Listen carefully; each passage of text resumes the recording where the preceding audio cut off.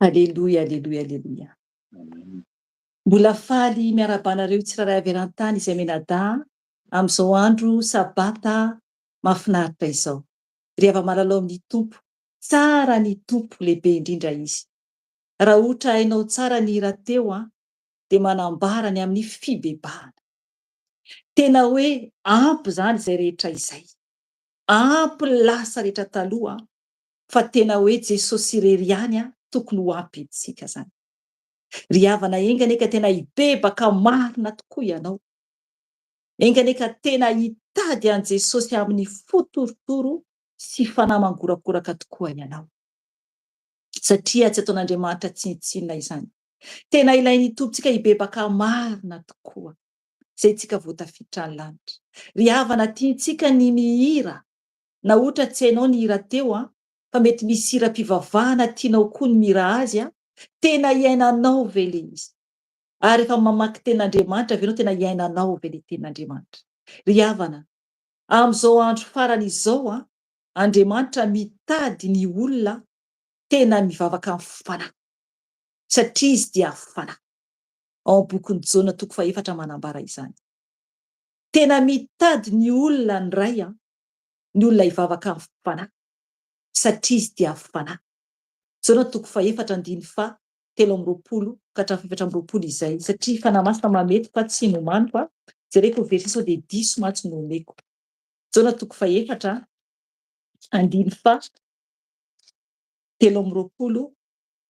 ka 7:20 izay mihitsy. Tena mitady ny ray isika mba tena hivavaka amin'ny fanahy sy fahamarinana. Ry havana, anio tsika dia fandraisana fanasany tompo raha ohatra ka efa niomana ianao raha efa vita batisa tamin'ny ranona joboka izany. Fa raha mbola tsy vita batisa tamin'ny ranona joboka ianao dia mbola tsy afaka aloha satria manaraka tsara anaty baiboly mihitsy izany isika eto. Satria Jesosy natao batisa tamin'ny ranobe izy tao Jordana, dia isika koa zany tsy maintsy atao tahaka natao an' Jesosy. Dia tsika vao afaka mandray ny fanasany tompo izany. Zokerika evangelista no mitondra ny amin'ny fandraisana fanasany tompo satria eto amin'ny avy Jesosy ny vehivavy tsy afaka mampandray fa ny lehilahy no mampandray. Ka alohan'izay dia hibebaka aloha isika. Tsy hoe kory hoe rehefa andray fanasany tompo azy tsika vao hibebaka, fa bebaka fotsika isan'andro. Dia misy teny nomeny fanahy masina hibebahantsika, hiomanantsika ara-panahy. Arak'ilay hira teo koa hoe fibebahana, zay ny titran'ny hira iny. Afaka tadiavinao amin'ny YouTube zay hoe fibebahana.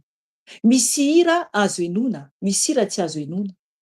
Satria misy hira na dia hoe fivavahana tena azo tontolo izao mihitsy. Enao no ampahafantaran'ny fanahy masina raha tena ao amin'ny fanahy ianao ahalalànao hoe ity ve eken'Andriamanitra sa tsy ekeny ity. Ry havanao tsika tena hitandrina mafy mihitsy.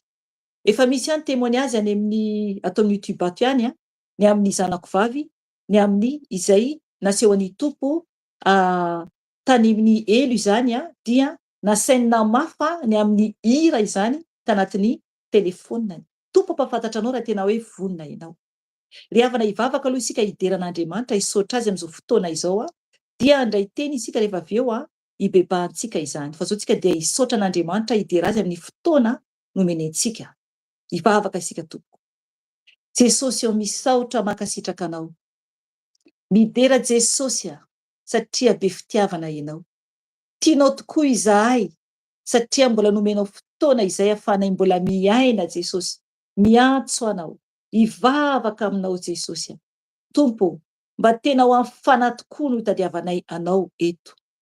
Ka raha tonga eto zay Jesosy dia tsy hoe hovariana hijery fotsiny na hiaino fotsiny Jesosy fa tena hanantona anao. Satria anao Jesosy dia fanahy ianao ary mahita ilay zanak'olombelona ianao Jesosy. Tsisy miafina aminao izany. Tsisy miafina aminao izany Jesosy. Ka manasa anao zay Jesosy. Oka ianao hanatrika izao fotoana izao. Oka ianao fanahy masina hiasa aminay tsiraray avy. Oka koa ianao handravaravany amin'ny kotaba rehetra izay mitady hanelingelina anay. Oka ianao Jesosy handrafitra ny ranao amin'ny asa izay ataonay eto Jesosy. Ary zanakao tsiraray avy koa amin'ny toerana izay misy azy. Tompo hamasino izay, amboary izay. Ka mitenena fanahy masina amin'ny lalànay menada. Miasa koa anao amin'ireo zanakao tsiraray avy izay manatrika eto. Na ovinana ahitan'izy ireo izao video izao. Jesosy misaotra makasitraka anao satria anao no Andriamanitra tompoinay. Ianao irery ihany ilay marina. Ianao irery ihany no afaka hibebahana. Ianao irery ihany no varavarana hidiranay any an-danitra. Ka misaotra anao Jesosy amin'izao fotoana izao. Tompo, apetraka aminao Jesosy any amin'ny fandraisana rehefa avy eo fiarahana latabatra aminao Jesosy. Mba ho masina izay Jesosy ka tena hibebaka tokoa Jesosy alohany anantonanay ny latabatra masina anao. Ka misaotra Jesosy, ny voninahitra dia ho anao irery ihany. Misaotra Tompo. Aleluia. Amen. Amen. Ry havana raisitsika no amin'ny bokin'i Matio. Matio 1:10. Matio 1:10 dia tonga dia vakitsika ny 9:20. Aintsika tsy enjery io raha ohatra ka mahay tenin'Andriamanitra ianao na hoe koa mamaky tenin'Andriamanitra satria tsy voatery zany isika hoe mahay tsenjery ny tenin'Andriamanitra satria matsy misy ny mpampianatra indray miteny hoe mila mahay tenin'Andriamanitra tanteraka mihitsy hoe mahay verset manontolo ho tadidy daholo ny verset rehetra. Ry havana tsy ho tadidinao daholo ny verset rehetra amin'ny tenin'Andriamanitra ato. Tsy ho tadidintsika daholo izany fa rehefa hainao ilay teny azoazonao onona hoe aty amin'ny boky ohatr'izao ilay teny dia tena efa zava-dehibe izay. Vakintsika zany amin'ny boky ny Matio toko 1:9 sy hatramin'ny 10. Dia avy eo isika andray verset kely manodidina eo ihany zany satria zay no nampahafantariny fanahy masina teo. Io teny io zany dia Jesosy no niteneny io teny io. Io zany no ibebahantsika zany an'io satria zay no teny henoko tamin'ny fanahiko teo. Matio toko 1:9 ka hatramin'ny 10. Hoy ny tenin'ny Tompo, vakiako amin'ny anarany. Makanesa aty amiko ianareo rehetra izay miasa fatratra sy mavesatra entana, fa izaho no anome anareo fitsaharana. Eto ny ziogako ka mianara amiko, fa malemy fanahy sady tsy miavona ampoa aho, dia ahita fitsaharana ho an'ny fanahinareo ianareo. Fa mora ny ziogako ary maivana ny entako. Amen. Ry havana, i Jesosy no miteny eto. Io teny io dia teny nataony Tompo tamin'ireo mpianany, tamin'ireo olona izany mba hiaino an Jesosy. Tonga amintsika zao ny tenen'io. Tonga amintsika ny teny Tompo an'io. Zany hoe raha namaky an'io aho dia tadidy tsara fa ho aly izy dia ho anao koa. Anisany Jesosy miteny amintsika hoe makanesa aty amiko, any amin'ny Jesosy zany fa tsy aty mamafeny isy akory. Mila mitandrina be tsika. Jesosy no miteny hoe makanesa aty amiko. Na dia za raha mamaky an'ilay teny tsy hoe kory hoe makaty amiko ianareo, fa tenin'i Jesosy no averiko. Miteny zany Jesosy amintsika an'io hoe makanesa aty amiko ianareo rehetra izay miasa fatratra sy mavesatra entana. Hatreo aloha zany. Izay miasa fatratra hoy ny Tompo sy mavesatra entana. Inona moa io asa io? Tsy hoe kory hoe le asa andavanandro io. Jesosy zany dia fanahy mandehandeha, na dia hoe mbola nitafinofo izy teo. Natongava Jesosy ety ambony tany dia hamonjy ny fanahintsika mba ho tafiditra any an-danitra isika. Ny tiany Tompo ambara eto dia isika mitondra ny fahotantsika ny entantsika ao anaty tongotr'i Jesosy. Mitondra ny mavesatra amintsika eo anatrehan'i Jesosy. Zay no tiany Tompo. Fantatsika hoe inona tokoa le tena hoe mahatonga Tompo ny teny an'io. Amaky verset kely tsika rehefa avy eo. Toizako ny teny 1:9 any hoe fa izaho no anome anareo fitsaharana. Fitsaharana no omeny Jesosy, fitsaharana. Indraindray isika olombelona dia diso fanatona. Tsy Jesosy no antontsika fa mipopopo avy sy havanana isika mitady olona hamany problème tsika. Eo le fandrika lehibe ho antsika olombelona miaina. Jesosy no miteny hoe makanesa aty amiko ianareo rehetra ozy izy rehetra. Tsy miteny izany hoe ianareo ary amin'ny fiangonana ohatr'izao ihany, na ianareo ery amin'ny antoko ohatr'izao ihany, na ianareo ary amin'ny tany Israely ihany no ilaiko. Fa Jesosy miteny anaty Baiboly hoe ianareo rehetra izay miasa fatratra sy mavesatra entana, fa izaho no anome anareo fitsaharana. Eo amin'ny Jesosy ihany no ahafahantsika mitsahatra, hibebaka antsika rehefa avy eo. So mantsy dia tany amin'ny toeran-kafa no heverinao hoe ahitanao fitsaharana. Fa Jesosy irery ihany. Zay nahatonga anazy teo ambony hazo fijaliana. Izy no fitsaharana. Jesosy no fitsaharana. Fa tsy isika olombelona mbola mandehandeha mpanota akory. Tsika olona mandehandeha minofo ohatr'izao. Tsisy olombelona afaka ametrahantsika ny enta-mavesatra amintsika. Tsisy. Ny mizara anga azontsika atao. Marobe ianareo zanako ara-panahy eran-tany no mandefa mesazy na email na WhatsApp io na koa miresaka amiko mba ampahery anareo aho. Ampahery fotsiny ihany nefa fa tsy hanafaka ny problème anareo fa Jesosy no mpanafaka ny problème. Fantatrareo tsara fa miteny aminareo an'izay foana hoe manantona an Jesosy. na dia mivavaka ho anareo arazahako. Fa milan'i Jesosy mihitsy ianao na iza na iza. Fa ny lalana no ato, fa tsy manora hoe za mama Felisia no afaka mamany olana anao. Fa vavaka fampaherezana ary koa teny fampaherezana zay omeny fanahy masina amiko no ahafahako mampaherenao.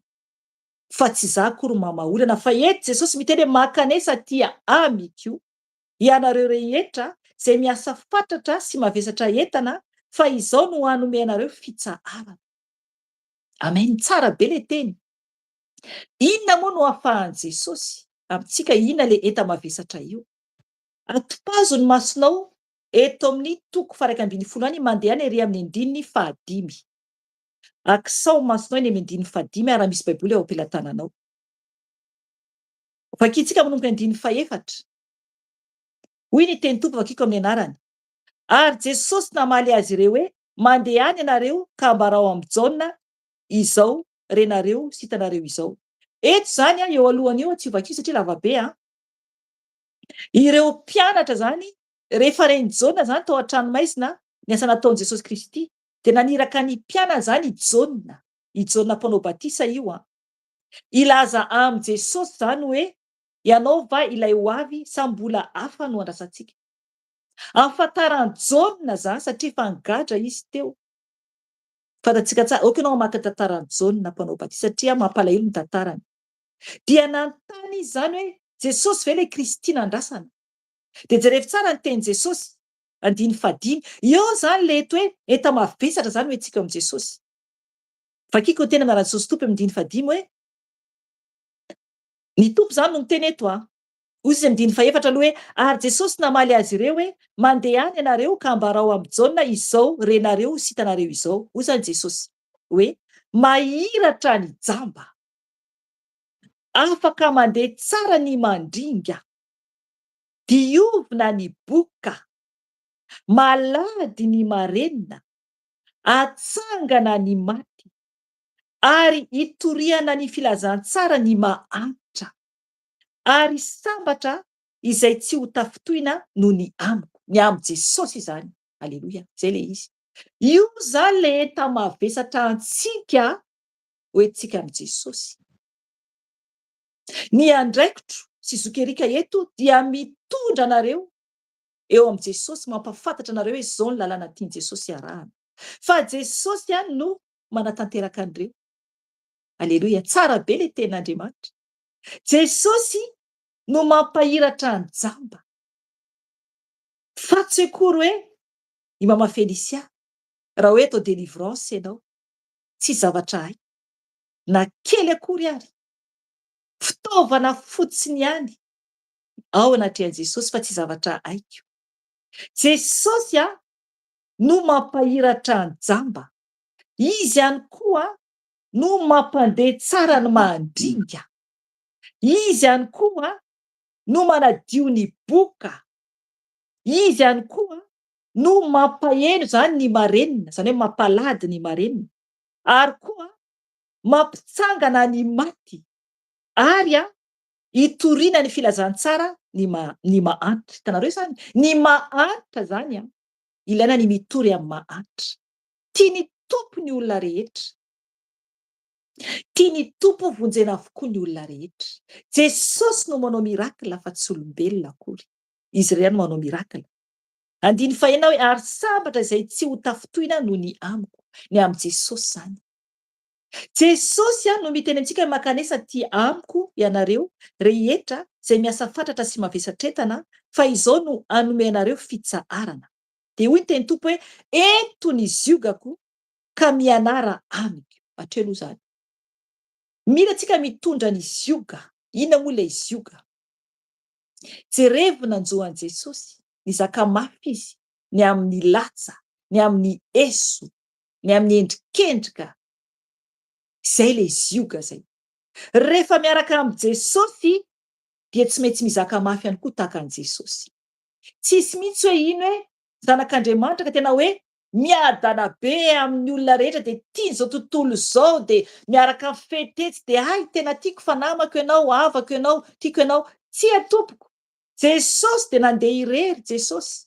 Ny mpianany ary dia nisy fotoana namelan'ny mpianatra an' Jesosy azy ho irery. Ka isika zany rehefa ao am' Jesosy dia tsy maintsy mizaka, zay le zioga. Mitondra ny azy fijaliantsika koa isika. Tsy maintsy mitondra. Aza kivy, aza ketraka raha te ho hiditra any an-danitra. Fa ho halan'ny olona antsika tsy Jesosy efa halan'ny olona tsy na Jesosy. Halan'ny olona tsika noho i Jesosy ka mifalia. Mifalia, mety gaka ianao ahoana mafeny no mifaly nefa ny halan'ny olona. Aleo mifaly, za tena faly satria tsapako hoe marina lalana alehako. Satria teo alohako tia ny olona rehetra mihitsy satria niaraka adala tamin'ny olona rehetra. Dia tia ny olona rehetra.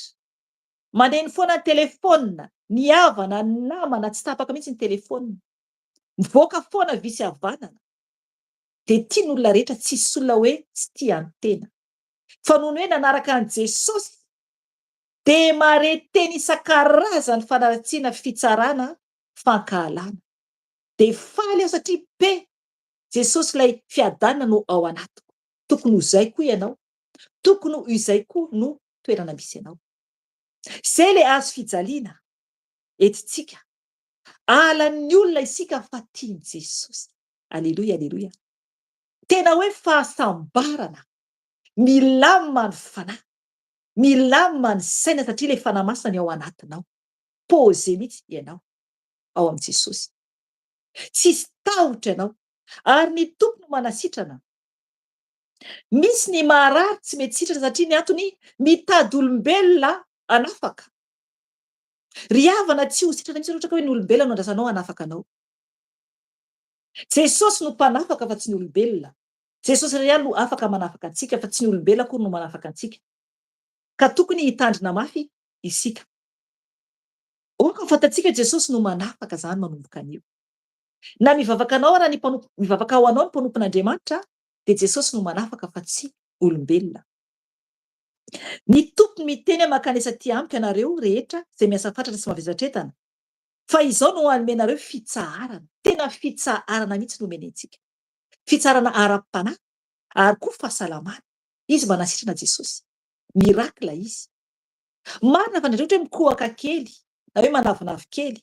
Fa ny tompo manasitrana amin'ny alalan'ny fanahy masina rehefa mangataka aminy ianao. Hijonao ambela fohy aminareo tsy haiko fa zay ngamba ny tiany fanahy masina. Hatramin'ny nanafahan'ny tompo ahy. Hatramin'ny nanasitrana ny tompo ahy dia hatramin'izahako avy any amin'ny tompo zany dia ny tompo zany tena hoe nampafantatra mihitsy fa izy no manasitrana aretina rehetra. Zavatra miseho rehefa ohatra hoe vovon'ny gripa na ohatr'izany dia ravitsara fotsiny gotiray anaty ranomafana fotsiny no sotroiko zany dia manasitrana sahady le gripa tanteraka. Manosotra koa zany ilay crème ravitsara koa satria planty nampahafantaran'i Jesosy mihitsy hoe ny planty zavatry ny tany zany azo ampiasaina fa tsy mifangaro nefany tsy mifangaro. Any amin'ny homéopharma ohatray ny anarana izy hoe any no misy azontsika ampiasaina. Dia ny tompo tena manasitrana mihitsy. Tsy mihina-panafody zany intsony hoe fanafody hoe ny pharmacie na ohatr'izany. Fa ny tompo manasitrana tanteraka. Zay le hoe izy no manasitrana tanteraka. Rehefa mikohaka dia fanahy masina manambara hoe manaova gingembre, asivo, manaova sakamalaho, asivo citron, manaova dité mafana. Manoro zany ny tompo dia sitrana avy eo. Manaova hevoka ravitsara, asivo kininina satria tondravany Madagasikara le raviny. Dia mihevoka dia sitrana. Zay le Jesosy. Zay le Jesosy. Zavatry ny tany no ampiasaina. Fa tsy tahaka zao tontolo zao intsony rehefa ao Jesosy. Izy no manasitrana. Efa nanao témoignage teto momba amin'ny tensionko ambony be teo aloha. Fa ny tompo nanasitrana tanteraka tsy mihina fanafody intsony. Efa tany amin'ny urgence indroa teo aloha tamin'ny mbola tsy tao am' Jesosy. Niakatra 22 tensionko. 22. Tamin'ny 2007 izay. Nanomboka 19 dia 20 dia 21 tonga mihitsy ny ambulansa, ny antso ambulansa nakana teto. Izay le hoe mbola voafatotra tsinona tamin'izany fotoana zany. Fa ankehitriny Jesosy niteny hoe tsy mihinana fanafody fa sitranin Jesosy aho. Aleloia, dia izay mihitsy. Sitrana tanteraka. Teo aloha tsy masakory hoe na dia hoe hitanin'andro. Satria matahotra hoe miakatra ny tension. Ry havana, fampitahorany devoly avokoa izany rehetra izany. Fa ankehitriny tsisy tahotra, tsisy fanahiana intsony fa ny tompo efa nanasitrana tanteraka. Tsy mila fanafody intsony. Tany Madagasikara andro mafana be tany. Tamin'ny taona lasa, volana Novambra, hafanana be, dia eo tokotany na eny ivelany tsisy satroka. Fa ny masoandro be io dia aminao. Fa ny tompo efa nanasitrana. Izay le hoe Jesosy no mitondra ny entantsika. Efa nety teo ambony hazofijaliana izany. Ka tokony tsy hampitahory ny fahavalo isika. Tokony tsy hatahotra Satana isika. Ny devoly no mametraka aretina.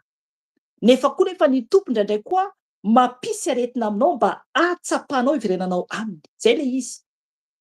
Iverenanao aminy, angatanao aminy misy Jesosy, afao a Jesosy, dia sitraniny ianao. Tadidio tsara ny bokin'ny Joba.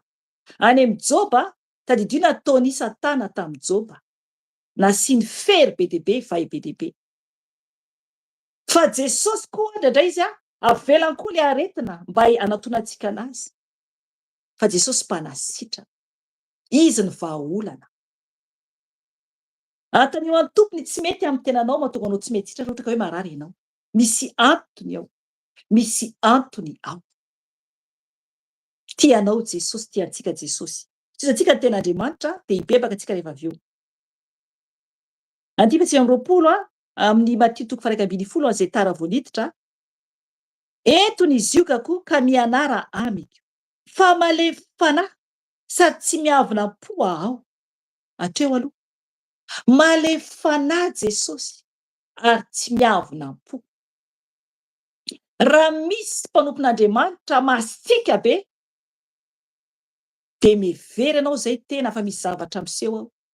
Ny tompo dia malefy fanahy. Tsara fanahy Jesosy. Malefy fanahy izy sady tsy miavona po, tsy miavona Jesosy. Misy mpanompon'Andriamanitra miavonavona, tsy toetran'ny tompo izany, toetran'ny Satana izany. Toetran'ny Satana izany. Jesosy tsy miavona. Fa raha hoe mpanompon'Andriamanitra mianjonanjona dia misy devoly ny fahatezerana, misy devoly ny avonavona zay fa mila roana devoly zay ilay mpanompon'Andriamanitra. Jesosy mba miavona izany. Jesosy be fitiavana Jesosy, malefy fanahy Jesosy. Fa rehefa toa kosa ny fanahy masina miteny dia etitra. Fa tsy koa hoe masika fa fanovana antsika le izy. Tena etitra. Satria tena avy any an-danitra mihitsy ny tenin'ny tompo. Dia etitra ny tompo. Rehefa miteny ny tompona fanahy masina tsy zakantsika. Tena fananarana etitra be. Satria afo mandevon'Andriamanitra. Fa izy tsy masika akory. Tsy masika Jesosy. Fa fitiavan-dehibe no tiavany antsika. Ka raha misy hoe amin'ny fiangonana misy anao hoe masika ilay mpitondra fivavahana, mivera tena tompo. Asevy mibebaka ilay mpanompon'Andriamanitra any fiangonana misy anao. Raha masika ampivavaka. Satria tsy fanahin'ny tompo izany. Tsy fanahin'i Jesosy izany. Andiny 9:20. Dia hoe ilay teny tompo hoe dia hita fitsaharana ho an'ny fanahinareo ianareo. Izay le izy. Tena mahazo fitsaharana fanahintsika satria Jesosy malefy fanahy ary tsy miavona po. 9:30 dia hoe fa mora n'izy io kako ary maivana ny entako. Amen. Mora n'izy io ny ary maivana ny entana ary tena mara izany. Hatramin'izay nitoerako tao amin'i Jesosy, tena hoe nivoako tanteraka, dia tena hoe maivana mihitsy ny ara-panahiko. Maivana. Ary koa ny fiainako. Maivana satria tsy matahotra ny ho faty. Tsy matahotra na inona na inona intsony na olona raha tsisy olona atahorako intsony. Na mitsaratsara any amin'ny teny dia tsisy olona atahorako mihitsy. Jesosy ihany no atahorako. Izy ihany ny atahorako satria izy no Andriamanitra angovitako. Izay olona miteny ahy na mitsara ahy dia tsy matahotra. fa Jesosy ihany no atahorako. Zay le hoe fa mora ny ziokako ary maivana ny entako. Tena maivana ny entan'i Jesosy. Ry havana hibebaka isika. Niangaviako anao, miangavy anao mihitsy ahako. Raha te ho afaka ianao amin'ny problemanao, dia hoe teo an-tongotry Jesosy. Hoe teo amin'ny Jesosy ilay problemanao na inona io. Fa Jesosy hanafaka anao. Raha manaiky ianao, fa za mieritreritra avy eo hoe nentiko le entako teo anatr'i Jesosy nefa tsy afaka. Misy mbola tsy nentinao zay tao amin'ny tompo tao. Mila entinao tanteraka ny enta mavesatra amin'ny fiainanao. Na inona io ampisay amin'ny Jesosy. Ambarao amin'ny Jesosy. Aza misy afenina satria tsisy miafina angeo anatrehan'i Jesosy. Tsisy miafina mihitsy anatrehan'i Jesosy. Fantany raha misy afeninao ao aminao. Ary koa nefany rehefa mibebaka dia tsy miverina intsony amin'ilay toetra. Satria raha hoe miverina anao dia avy eo dia mieritreritra anao hoe ilama ny fiainanao, tsy atopoko. Rehefa ohatra ka hoe raisiko ohatra hoe olona mpiteny ratsy be ohatra. Ka raha mpiteny ratsy be ohatra ianao dia te ho afaka amin'izany eto amin'ny Jesosy ile teny ratsy Jesosy tsy afako. Zay mantsy fomba firesana amin'ny Jesosy raha ohatra tsy mbola azonao ohatra antsika miresaka. Hevery mihitsy eo Jesosy miaino anao. Zay le izy. Jesosy tsy afako le teny ratsy Jesosy. Mangataka ny avy aminao tompo afao dia hitrantsehatra izy. Nefa fantatry ny tompo sady ny fonao raha ohatra ka vava fotsiny ihany fa tsy anaty fo le izy dia tsy hiditra antsehatra Jesosy.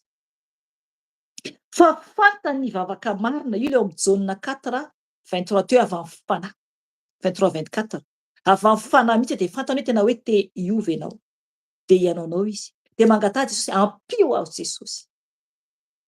Nina zavatra mamatotra anao dia eto amin'ny Jesosy anio raha vonona ianao. Rehefa avy eo zokerika dia ampibebaka anao koa raha andrain'i Jesosy ho tompo sy mpamonjy fiainanao ianao satria raha vidy ianao mandehandeha raha tsisy ny tompo ao anatinao dia tsy ho afaka ianao na dia hoe mibebaka toy n'inona fa mila ianao mandray an'i Jesosy ho tompo sy mpamonjy ny fiainanao dia hiditra antsehatra izy. Hiditra antsehatra Jesosy. Oka ianao hamaky ny any amin'ny Romanina 7 dia 10 ihany koa vakio ny tenin'Andriamanitra. Fa ampianatra anao mihitsy ny tenin'ny tompo ny amin'ny anantonanao azy. Ka andohalika isika tompoka hibebaka dia androaka devoly isika. Roantsika fanaratsy rehetra. Ianao raha ohatra mbola tsy hainao mandroaka devoly dia mila ianao miaino dia mandoleva ianao satria arenao ny amin'ny devoly roaina. Mandoleva ianao dia zay mandroaka avy aty dia ny ianao koa ho afaka any raha mino ianao. Raha mbola tsy hainao mandroaka devoly dia aza mitsangana ianao rehefa miteny hoe hitsangantsika androaka devoly aza mitsangana fa mandoleva dia Jesosy afao dia hiditra antsehatra fanahy masina any amin'ny côté anao koa androaka zay fanahy roainay avy aty dia voaroaka koa any amin'ny côté anao raha mino ianao. Raha mino ianao. Andohalika antsika hibebaka eto amin'ny tompony mombanao manontolo. Eto amin'ny tompo mombanao manontolo. Raha ohatra tsy mazava tsara anao ilay fomba fibebahana dia noho ny feoko dia arakaraka ny teny ambarako dia araoko ohatr'izay. Raha miteny momba ny amin'ny maso tary efa fanahy masina hoe ny masonao dia bebao koa ny amin'ny masonao, ny amin'ny fijery koa zany.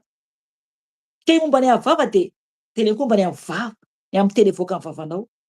Ny tenantsika manontolo dia mila dioviny tompo avokoa. Andohalika isika tompo, andohalika isika ho an'i Jesosy.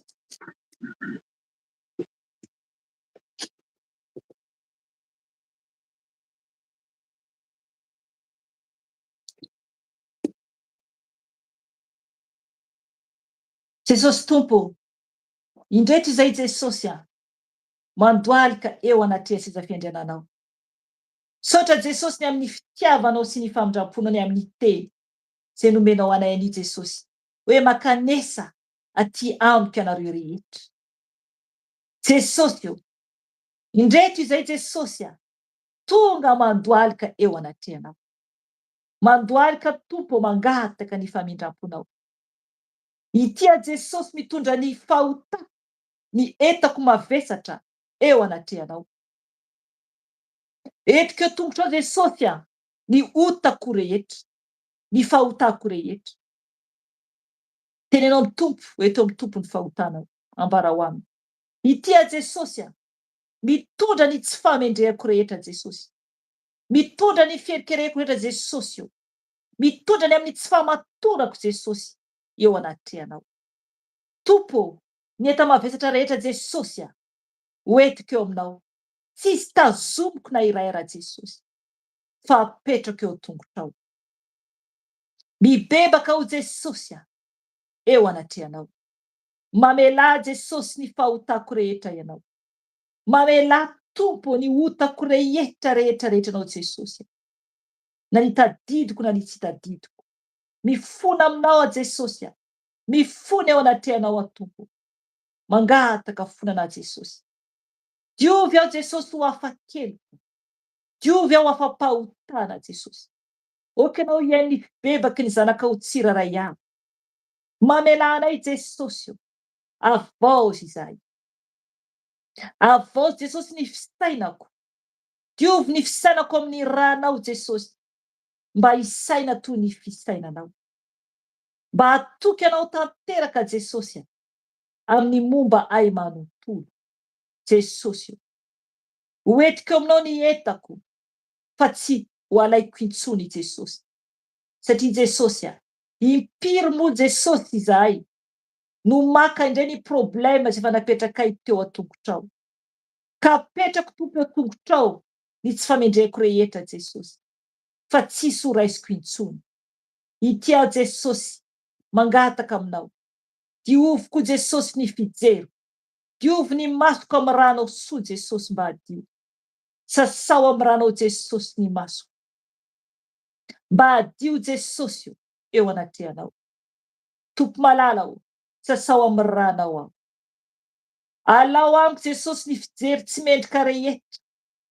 Tompo, diovy ny masonay, mba tsy handany fotoana amin'ny zava-poana Jesosy. Fa hibanjina ny teninao, hamaky ny teninao Jesosy io. Mba haharitra hivavaka ihany koa Jesosy. Ikipy Tompo hiantso anao, ary isainany amin'ny ara-pana rehetra. Jesosy io. Diovy koa Jesosy ny sofinay.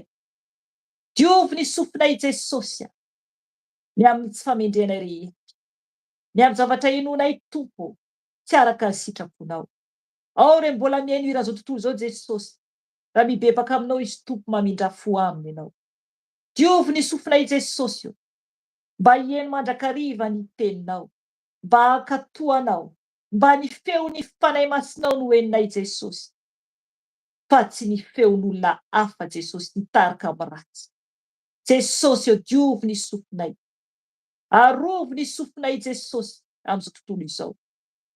Tompo, diovy koa Jesosy ny vavanay. Ny vavanay Jesosy diovy amin'ny ranao.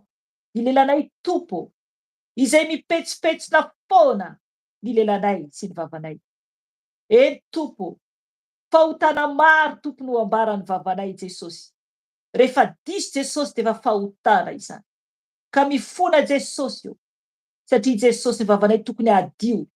Tokony hanambara fahatsarana foana sy zava-tsoa eo anatrehanao. Nefa Jesosy ny lelanay Jesosy dia rantsana kely indrindra. Nefa ny Tompo mipetipetina Jesosy toy ny afo. Araka ny teny voalaza anatin'ny tenin'i Jakoba Jesosy mpanomponao. Tompo, diovy ny lelanay amin'ny ranao soa. Diovy ny vavanay amin'ny ranao soa Jesosy io. Mba hahiteny zava-tsoa. Mba handinika ny zavatra ambaranay Jesosy. Fa tsy ho be resaka handany fotoana amin'ny zava-poana na nanao foana. Fa kosa Jesosy hamaky ny teninao Jesosy io. Ary hivavaka aminao. Hiresaka aminao. Jesosy malala o. Diovy koa Jesosy ny fonay. Satria ny fonay Jesosy no tokony ho lampanao. Ny fonay no tokony ho tempolinao Jesosy. Tempolo ny fanay masinao. Diovy ny fonay Tompo. Diovy ny fonay mba hadio. Mba tsy avonavona Jesosy. Fa mba hadio am-po. Jesosy io. Raha misy mibebaka aminao Jesosy. Ny amin'ny feny fiavonavonana Jesosy io. Okanao Jesosy hamindra fo. Jesosy diovy ny fonay Jesosy mba hanapitiavana. Taka ny fitiavanao. Diovy fonay tompo mba alefanà tahaka anao Jesosy io, mba ho mendrika Jesosy eo anaty anao. Tompo manala diovy izay amboary, avao zay Jesosy io, avao zay Tompo, mba hafaly anao, mba hafaly anao Jesosy io. Mitoera ao am-ponay ianao, mitoera ao am-ponay ianao Jesosy malalao. Oka ianao Jesosy, hitoetra ato anatinay Jesosy ao, ka tena ho tempolo masonao tokoa izahay, ka tsy hanala baraka ny anaranao. Jesosy malalao, diovy koa ny tananay sy ny tongotray Jesosy. Sasao amy ranao Jesosy, zay lokasianay, izay voakasiky ny tongotray koa Jesosy io. Diovy amy rano soa. Tompo mamindra fo aminay. Diovy amy rano zay Jesosy malalao. Ny tenanay manontolo, manomboka amy lohanay ka hatramin'ny faladianay. Sasao Jesosy amy rano soa izay. Ny taovanay rehetra Jesosy io. Sotroinay ny ranao Jesosy. Andoro Jesosy ny loharano karetina rehetra. Satria ny ranao Jesosy dia afy mandevina ny asa fahavalo rehetra. Ka dorako amy ranao Jesosy loharano karetina rehetra Jesosy dia mitantady forona anatin'ny vatana. Ranao Jesosy ho tena fisotro. Ranao Jesosy ho tena fisotro. Ka diovy sisa ny ranao ny taovanay rehetra. Ny tenanay rehetra Jesosy. Sotroko ny ranao Jesosy. Oka ny ranao ikiro anatin'ny lalan-drako, anadio ny tenako Jesosy. Mibebaka koa Jesosy ho azanakao eran-tany Jesosy. Mamindra fo amy tsiraray avy, mamela ny tsiraray avy Jesosy, amboary ny tsiraray avy. Oka ianao hiaino Jesosy andreo zay mibebaka eo aminao. Eo koa tompony ankonanay tsiraray avy zay manana ankohonana. Eo koa Jesosy fianakaviana tsiraray avy Jesosy io. Oka ianao Tompo amindra fo amy tsiraray avy. Mibebaka zay Jesosy ho an'ny ankonanay, ho an'ny fianakaviana tsiraray avy. Amboary Jesosy, akasio Jesosy mba hanatona anao, mba tsy ho very maina foana ihany, fandorovany ety ambonin'ny tany. Jesosy ianao Tompo efa niteny, roay ny devoly. Ka hitsanga zay Tompo, andray ny fahefana avy aminao. Ka hitsanga zay Jesosy androka ny asan'ny fahavalo rehetra. Ka minaranao Jesosy no andraisako ny hery sy ny fahefana Jesosy. Ny fiadiana rehetra avy aminao Andriamanitra. Dia raisiko izany. Ka hitsangana Jesosy aminarao avy Nazareta, androka ny asa matin'ny Satana rehetra. Ka minaranao Jesosy avy Nazareta, no andidiako sy androako ny asa matin'ny Satana rehetra. Zanatsipika zay rehefa ny Satana hanafoka anay dia adorako amy ranao zany Jesosy. Torako aminao Jesosy miala asa matin'ny Satana rehetra, tsy ambinonareo. Mialinareo potehana amy rano Jesosy. Mialinareo, miala devoly Beelzeboba, potehako amy rano Jesosy. Potehako amy rano Jesosy. Mialinareo davaky ny elo amy plasinareo. Miala devoly Lucifera, torako amy rano Jesosy. Torako amy rano Jesosy, miala totokatrano, miala amin'ny asan'Andriamanitra, potehako amy rano Jesosy. Efa resinareo davaky ny elo amy plasinareo. Mialinareo, miala devoly ny Satana, potehako amy rano Jesosy. Fanampamitaka rehetra, torako amy rano Jesosy. Mialinareo amy zanak'Andriamanitra rehetra, torako amy rano Jesosy. Mandidy anareo manao savanazita, potehako amy Jesosy, mialareo davaky ny elo amy plasinareo. Torako amy rano Jesosy. Miala devoly Jezebela, potehako amy rano Jesosy. Potehako amy rano Jesosy. Miala devoly Jezebela, hoentiny etanao davaky ny elo amy plasinao. Miverina davaky ny elanao, potehako amy rano Jesosy. Miala devoly Jezebela, fetsy titsipy mandravarava devoly Jezebela. Miala amy tokatrano, miala amy zanak'Andriamanitra, torako amy rano Jesosy. Torako amy rano Jesosy. Torako amy rano Jesosy, davaky ny elo amy plasinao, anany plasinao. Miala devoly zava-vavindrano, torako amy rano Jesosy Nazareta, potehako amy rano Jesosy Nazareta, rafako amy rano Jesosy Nazareta, torako amy Jesosy. Mialinareo, miala devoly zava-vavindrano, torako amy rano Jesosy.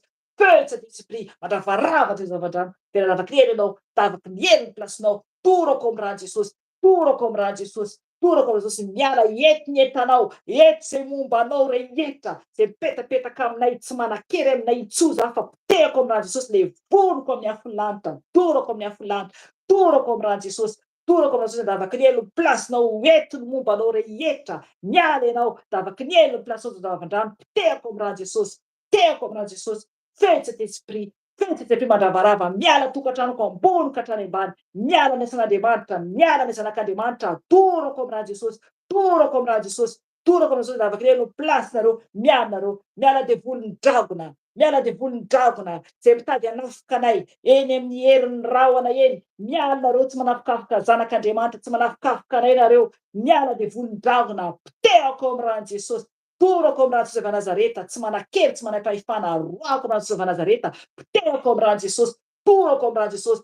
Feu de Saint-Esprit, feu de Saint-Esprit, mandravarava de volon-dravona, tapahako amin'ny sabatry ny tompo, tapahako amin'ny sabatry ny tompo, miverina andavaky ny eo.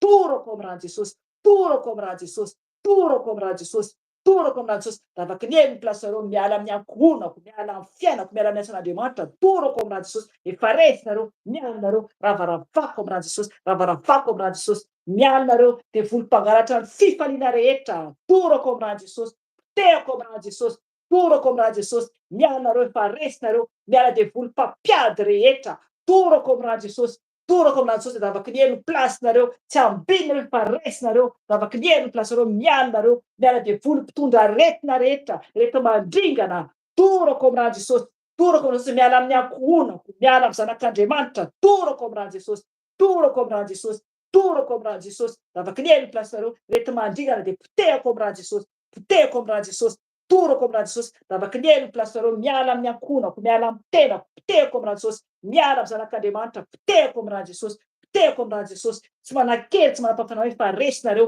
any davaka ny eny ny place nareo. Miala de volom-mena rana ela, torako amin'ny ran'i Jesosy, torako amin'ny ran'i Jesosy, potehako amin'ny ran'i Jesosy, potehako amin'ny ran'i Jesosy. Miala amin'ny ankohonako, miala amin'ny asan'Andriamanitra, potehako amin'ny ran'i Jesosy, potehako amin'ny ran'i Jesosy, potehako amin'ny ran'i Jesosy, torako amin'ny ran'i Jesosy. Efa resy nareo, miala, tapatapahako ny sabatry ny tompo, tapatapahako sabatry ny tompo, ny mena rana ela, torako amin'ny ran'i Jesosy, torako amin'ny ran'i Jesosy. Ran'i Jesosy mandravarava, potipotehako amin'ny ran'i Jesosy, potipotehako amin'ny ran'i Jesosy. Vera davaky ny eny mena rana ela, feu de Saint-Esprit, feu de Saint-Esprit mandoro mena rana ela. Davaky ny eny ny place nareo, tsy manan-kely aminay, tsy manam-pahefana aminay, efa resy. Davaky ny eny ny place nareo. Raha anao Jesosy oka andrakotra anay Jesosy ny ranao, oka ny ranao andrakotra anay zanakao tsiraray avy. Rakofy amin'ny ranao Jesosy, Jesosy malalao, rakofy amin'ny ranao Tompo malalao, enao Tompo no mpiaro anay. Raha Jesosy avy Nazareta anao didiky sy androako ihany koa, ny devoly aliko ny fahafatesana, miala devoly aliko fahafatesana, tsy ambinina aminay, miala aminay zanak'Andriamanitra, miala amin'ny tokantranonay, torako amin'ny ranao Jesosy, torako amin'ny ran'i Jesosy, miala devoly fahafatesana, potehako amin'ny ran'i Jesosy. Davaky ny eny devoly fahafatesana, torako amin'ny ran'i Jesosy, torako amin'ny ran'i Jesosy, torako amin'ny ran'i Jesosy. Davaky ny eny ny place nareo, tsy manan-kely, tsy manam-pahefana, efa resy nareo, potehako amin'ny ran'i Jesosy, potehako amin'ny ran'i Jesosy, potehako amin'ny ran'i Jesosy, potehako amin'ny ran'i Jesosy. Davaky ny eny ny place nareo, miala koa ny devoly ozona rehetra, vavan'olona izay manozona, de tsisy ambinina zany manao Jesosy avy Nazareta, tsy manan-kely aminay ny ozona, ny vavaratsy rehetra zay avoaka ny vavan'olona, n'aiza izany, de tsy manan-kely aminay na raha Jesosy avy Nazareta, fa didiako sy roako raha Jesosy avy Nazareta, torako amin'ny ran'i Jesosy, ravako amin'ny ran'i Jesosy, bloqueko amin'ny ran'i Jesosy, torako amin'ny ran'i Jesosy. Miala amin'ny ankohonako, miala amin'ny taranako, ny vavaratsy rehetra, ny ozona rehetra de tsy ambinina, fa torako amin'ny ran'i Jesosy, torako amin'ny ran'i Jesosy. Vera davaky ny eny, davaky ny eny ny place reo, miala, miala amin'ny zanak'Andriamanitra, tsy ambinina, efa resy, potehako amin'ny ran'i Jesosy, potehako amin'ny ran'i Jesosy. Ny devoly ny accident, tsy mahakasika ny ankohonana, tsy mahakasika ny tenako, tsy mahakasika ny asan'Andriamanitra, tsy mahakasika anay, fa potehako amin'ny ran'i Jesosy, potehako amin'ny ran'i Jesosy. Devoly mpampiady rehetra, torako amin'ny ran'i Jesosy, torako amin'ny ran'i Jesosy. Davaky ny eny ny place nareo, davaky ny eny ny place nareo, miala nareo. Devoly fahatezerana, potehako amin'ny ran'i Jesosy, ravako amin'ny ran'i Jesosy, torako amin'ny ran'i Jesosy, torako amin'ny ran'i Jesosy, torako amin'ny ran'i Jesosy. Davaky ny eny ny place ran'i Jesosy avy Nazareta, tsy ambiny nareo, fefa resy anareo, fefa resy anareo, fefa resy anareo. Davaky ny eny ny place nareo, eto itanareo, na voatonona na tsy voatonona teto, de na Jesosy avy Nazareta tsy manan-kely aminay, fa ravako amin'ny ran'i Jesosy, ravako amin'ny Jesosy. De davaky ny eny ny place nareo, afatotra amin'ny ran'i Jesosy, afatotra amin'ny Jesosy. De davaky ny eny ny place nareo na ran'i Jesosy avy Nazareta. Sotranao Jesosy, amin'ny sotra Jesosy, rakofy amin'ny ranao Jesosy, ny tokantranonay tsiraray avy, ny tenanay tsiraray avy, rakofy amin'ny ranao Jesosy, ranao Jesosy, oka andrakotra anay Jesosy, amin'ny lokatra ny faladia, amin'ny eritreretra amin'ny tranonay, amin'ny tokantranonay tsiraray avy, rakofy ny ranao Jesosy malalao, rakofy ny ranao Jesosy malalao, mila ny ranao zay Tompo, ny ranao Tompo no manda afo manodidina anay, ranao tsy manda afo manodidina anay, rakofy Tompo amin'ny ranao zahay, rakofy amin'ny ranao Jesosy malalao, satria anao no manda afo manodidina anay. Ka misotranao Jesosy, iverinandro tsy angataka ny fanahy masina, gatao ny fanahy masina ameno anao, gatao ny fanahy ny ray dia eo amintsika mandrakizay rehefa tena ao am' Jesosy isika. Tsara ny fanainy iray, tena masina izy. Izy ny eo amintsika mandrakizay araky ny teniny tompo. Angatao izy oko fantatrao fa personne ny fanahy masina. Izany hoe toy ny olona mihitsy ny fanahy masina. Ao anatinao izy raha tena mino ianao. Ao anatinao izy. Miteny aminao izy. Manovanao izy. Manamboatra anao izy. Rehefa tena ao am' Jesosy ianao. Izy no mahatonga anao olona hafahafa. Izay tsy zakany olona intsoa satria izy ilay fahazavana. Efa eto izy. Efa tezitra amin'ny fiandohana. Raha tsapanao ny amin'ny fanahy dia efa niteny zavatra betsaka izy hatramin'ny fiandohana. Izy ilay miteny. Izy ilay manambara ny hasoantsika. Izy ilay mananatra antsika. Izy no miteny anamboarany antsika. Fanainy iray be fitiavana. Ny tanjony dia ekarantsika any an-danitra. Ny tanjony dia hanovantsika ho mendrika anatrehan'i Jesosy. Angatao izy. Ameno anao. Ameno anao satria efa naroka devoly zao tsika teo. Mangatà amin'ny ray mba hitoetra anatinao ny fanahy. Ka mpianatra anao, anovanao, anamboatra anao, afaly anao, anafaka anao, anasitrana. Mangatà ny fanahy iray. Mangatà ameno anao. Tokony angataka amin'ny isan'andro ameno antsika. Satria tsy azo ataontsika ny vida, tsy azo ataontsika ny foana. Fa raha foana isika dia ny devoly no miditra. Fa mangatà ny fanahy masina ameno anao. Angatao izy hitarika anao, hampianatra anao, hanavao anao, hiara-dalàna aminao. Fanahy masina mananao. Tsara ihany. Tsara indrindra ianao fanahy masina. Ary tsisy toanao. Mangataka aminao fanahy masina. Fenoy indray ilay afonao. Feno ilay afonao izay zanakao tsiraray avy eto. Oka ianao ameno anay tsiraray avy. Naizanay izay misy anay. Fenoy anao zay fanahy masina o. Mba ho mendrika anatrehany iray. Aoka ilay afonao idina aminay amin'izao ray sy fotoana izao. Oka ianao ameno anay mitafotafo fanahy masina. Oka ianao ameno anay mitafotafo fanahy masina. Mila anao izay. Mila anao izay fanahy masina o.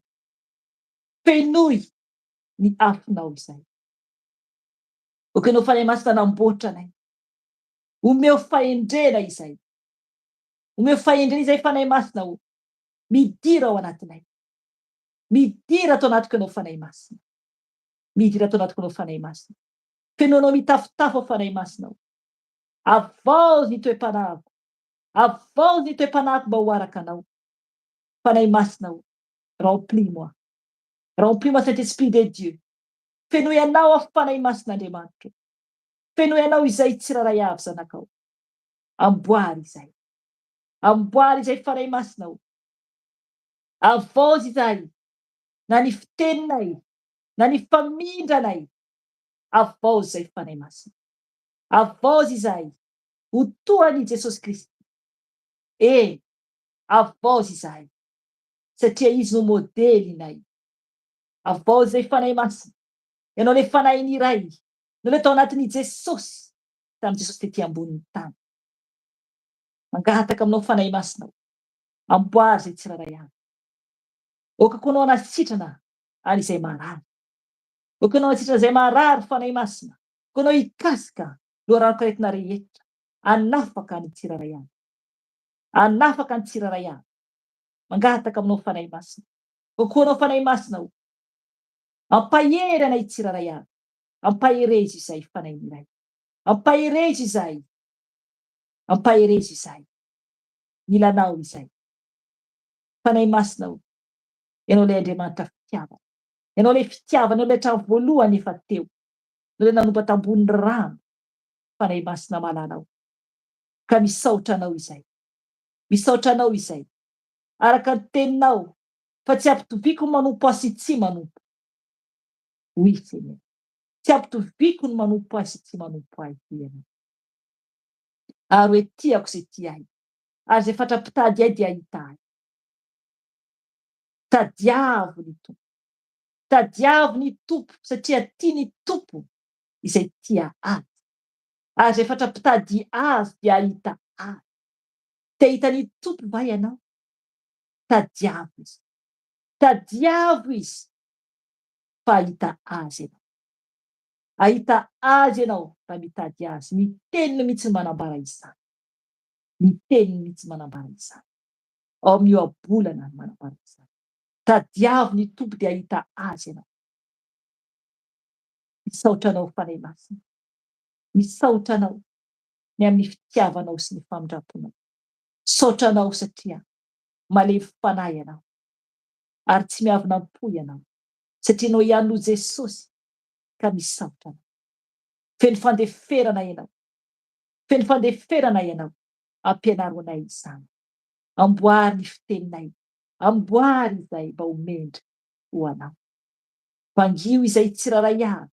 Ampianaro izay avozy izay. Amboary izay. Okanao hanome anay ilay pe. Omeo anay ilay pe fanahy masina anatin'ny fananay. Anatin'ny fonay. Omeo anay ilay pe fanahy masina. Ilay fiadanana. Ilay fiadananao Jesosy omeo anay. Omeo anay ilay fiadananao Jesosy. Apetrao amin'ny fonao ny tananao. Apetrao amin'ny fonao ny tananao. Okanao fanahy masina. Hanome fiadanana ho anay. Apetrao anatin'ny fonay ny fiadananao fanahy masina. Amin'izao ora sy fotoana izao. Omeo ilay fiadanana iray izay. Omeo ilay fiadanana iray izay. Apetrao anatin'ny fonay izany. Apetrao anatin'ny fonay izany fanahy masina. Mila izay fiadanana avy aminao. Amin'izao vaninandro iananay izao. Amin'ny korotana etsero. Mila ny pe avy aminao izay Jesosy. Fenoanao izay fanahy masina malala. Fenoy ny fiadananao. Eny. Misaotra fanahy masina. Ny amin'ny miara-dalana aminay. Misaotra anao makasitraka feno anao. Misaotra Jesosy. Misaotra ny amin'ny famenonao anay fanahy masina malala. Voninahitra dia ho anao irery ihany. Mipetraka aminao koa ny amin'ny fotoana anatana ny fanasanao Jesosy. Okanao mitarika ny mpanomponao Jesosy. Atanteraka n'izany. Fa ny fanahy masinao no hiasa. Ka misaotra anao fanahy masina. Satria anao no eto aminay mandrakizay. Misaotra tompo. Alleluia. Amen. Amen. Amen. Alleluia. Alleluia. Saotra Jesosy tsika. Saotra ny fanahy masina tsika. Tsara ny fanahy masina. Asa na natsapa fifaliana ianao anatinao tiatsika ny fanahy masina. Mitohiza mivavaka na dia hoe irery rehefa aza miandry, aza miandry eto ihany fa rehefa ohatra ka rery dia mangatana fanahy masina arao tsara ny amin'ny fitadiavana fanahy masina dia eo amin'ny Jesosy ianao farany. Amen. Meko zokerika ny toyany fa tonga dia mametraka veloma aminareo tsiraray avy aho dia la semaine moa hitanareo misy vidéo foana mivoaka eo la semaine dia ny jeudi alako no miditra en direct dia sabotsy moa tsika miona ito raha sitrapon'i Jesosy tompo. Dia veloma tompoko tahin Jesosy daholo tsika. Amen. Amen. Amen. Alleluia. Misaotra ny tompontsika ry havana ary misaotra ny mpanompony ny amin'ny fantanterahana ny fotoana atao hoe tapany voalohany moa izany ny ilazantsika azy fa ny tompo miaraka amintsika foana hatramin'ny voalohany ka hatramin'ny farany ary tsy amin'izao ihany fa amin'ny fiainantsika rehetra araka ilay teny teo hoe mbola afaka mivavaka ianao rehefa vita izao fotoana izao angatao ny fanahy masina fa izy no hiaraka nolontsaina.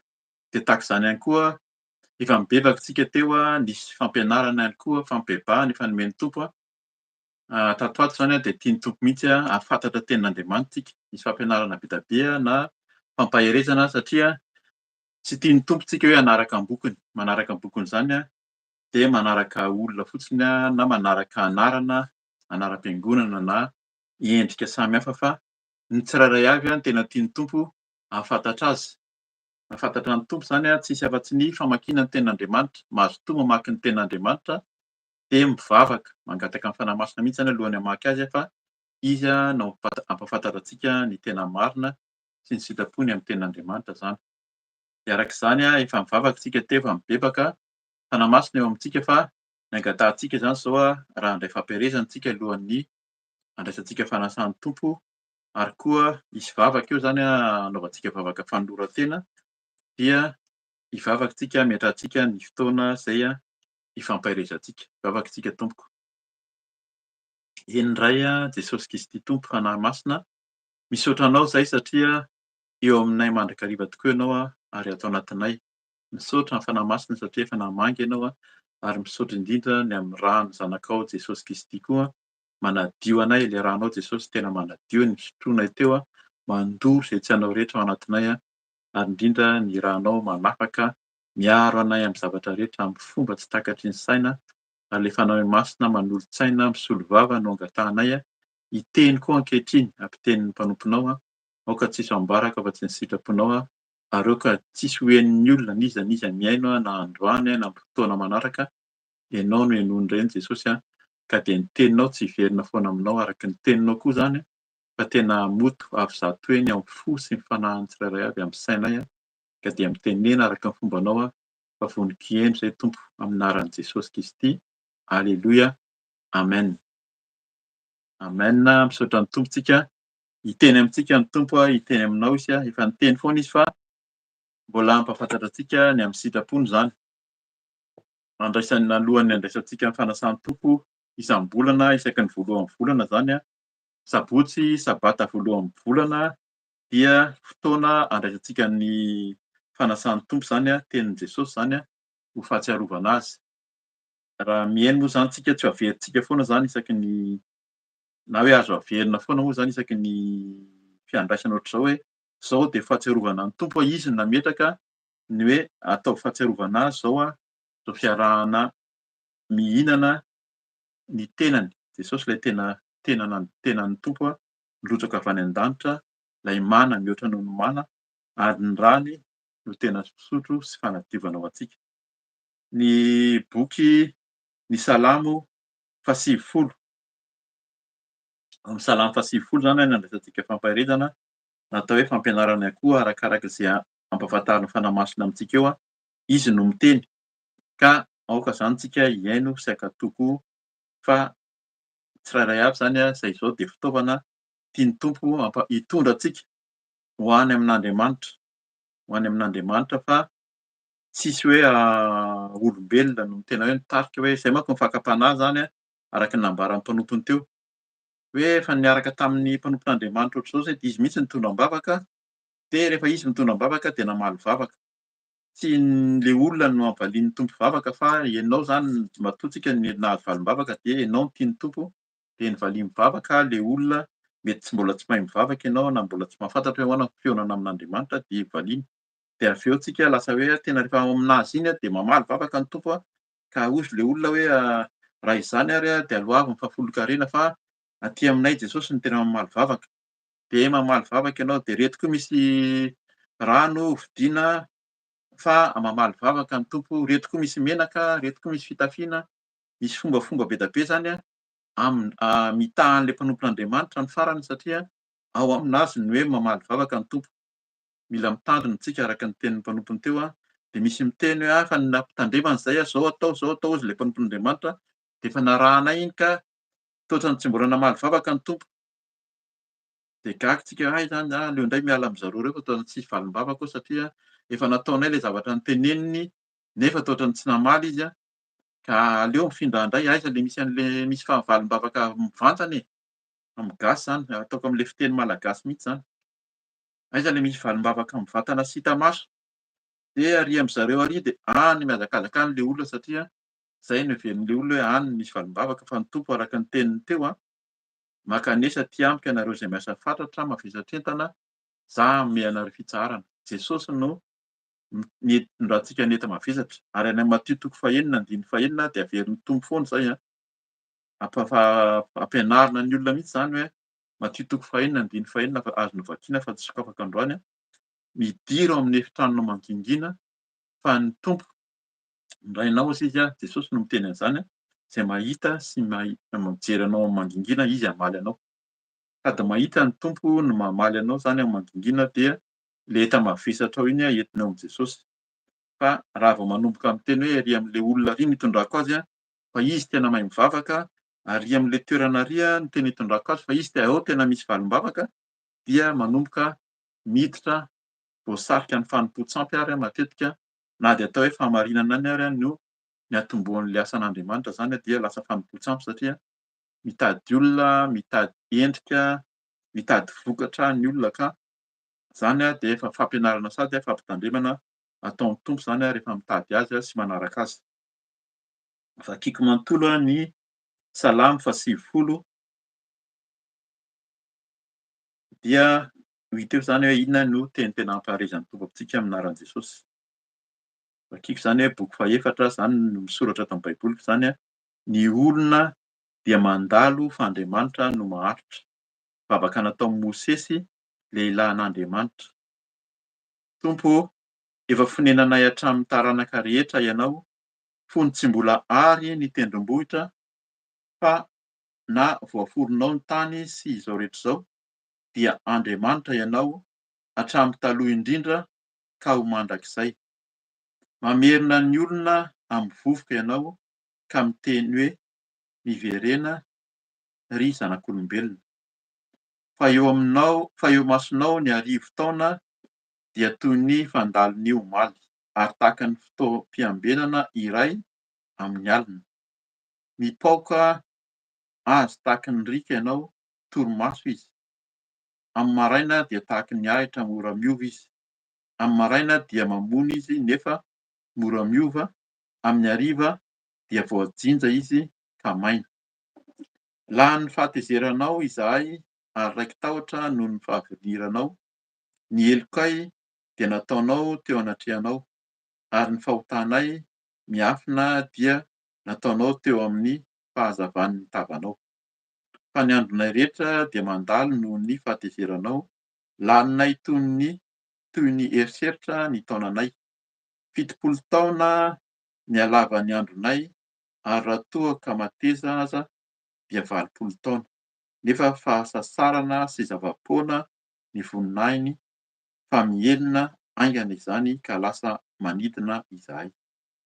Iza no mahafantatra ny herin'ny fahatezeranao sy ny fahaviniranao arak'izay tokony ho fahatahorana anao, mampianara anay anisa ny andronay, ahazoanay fo endry.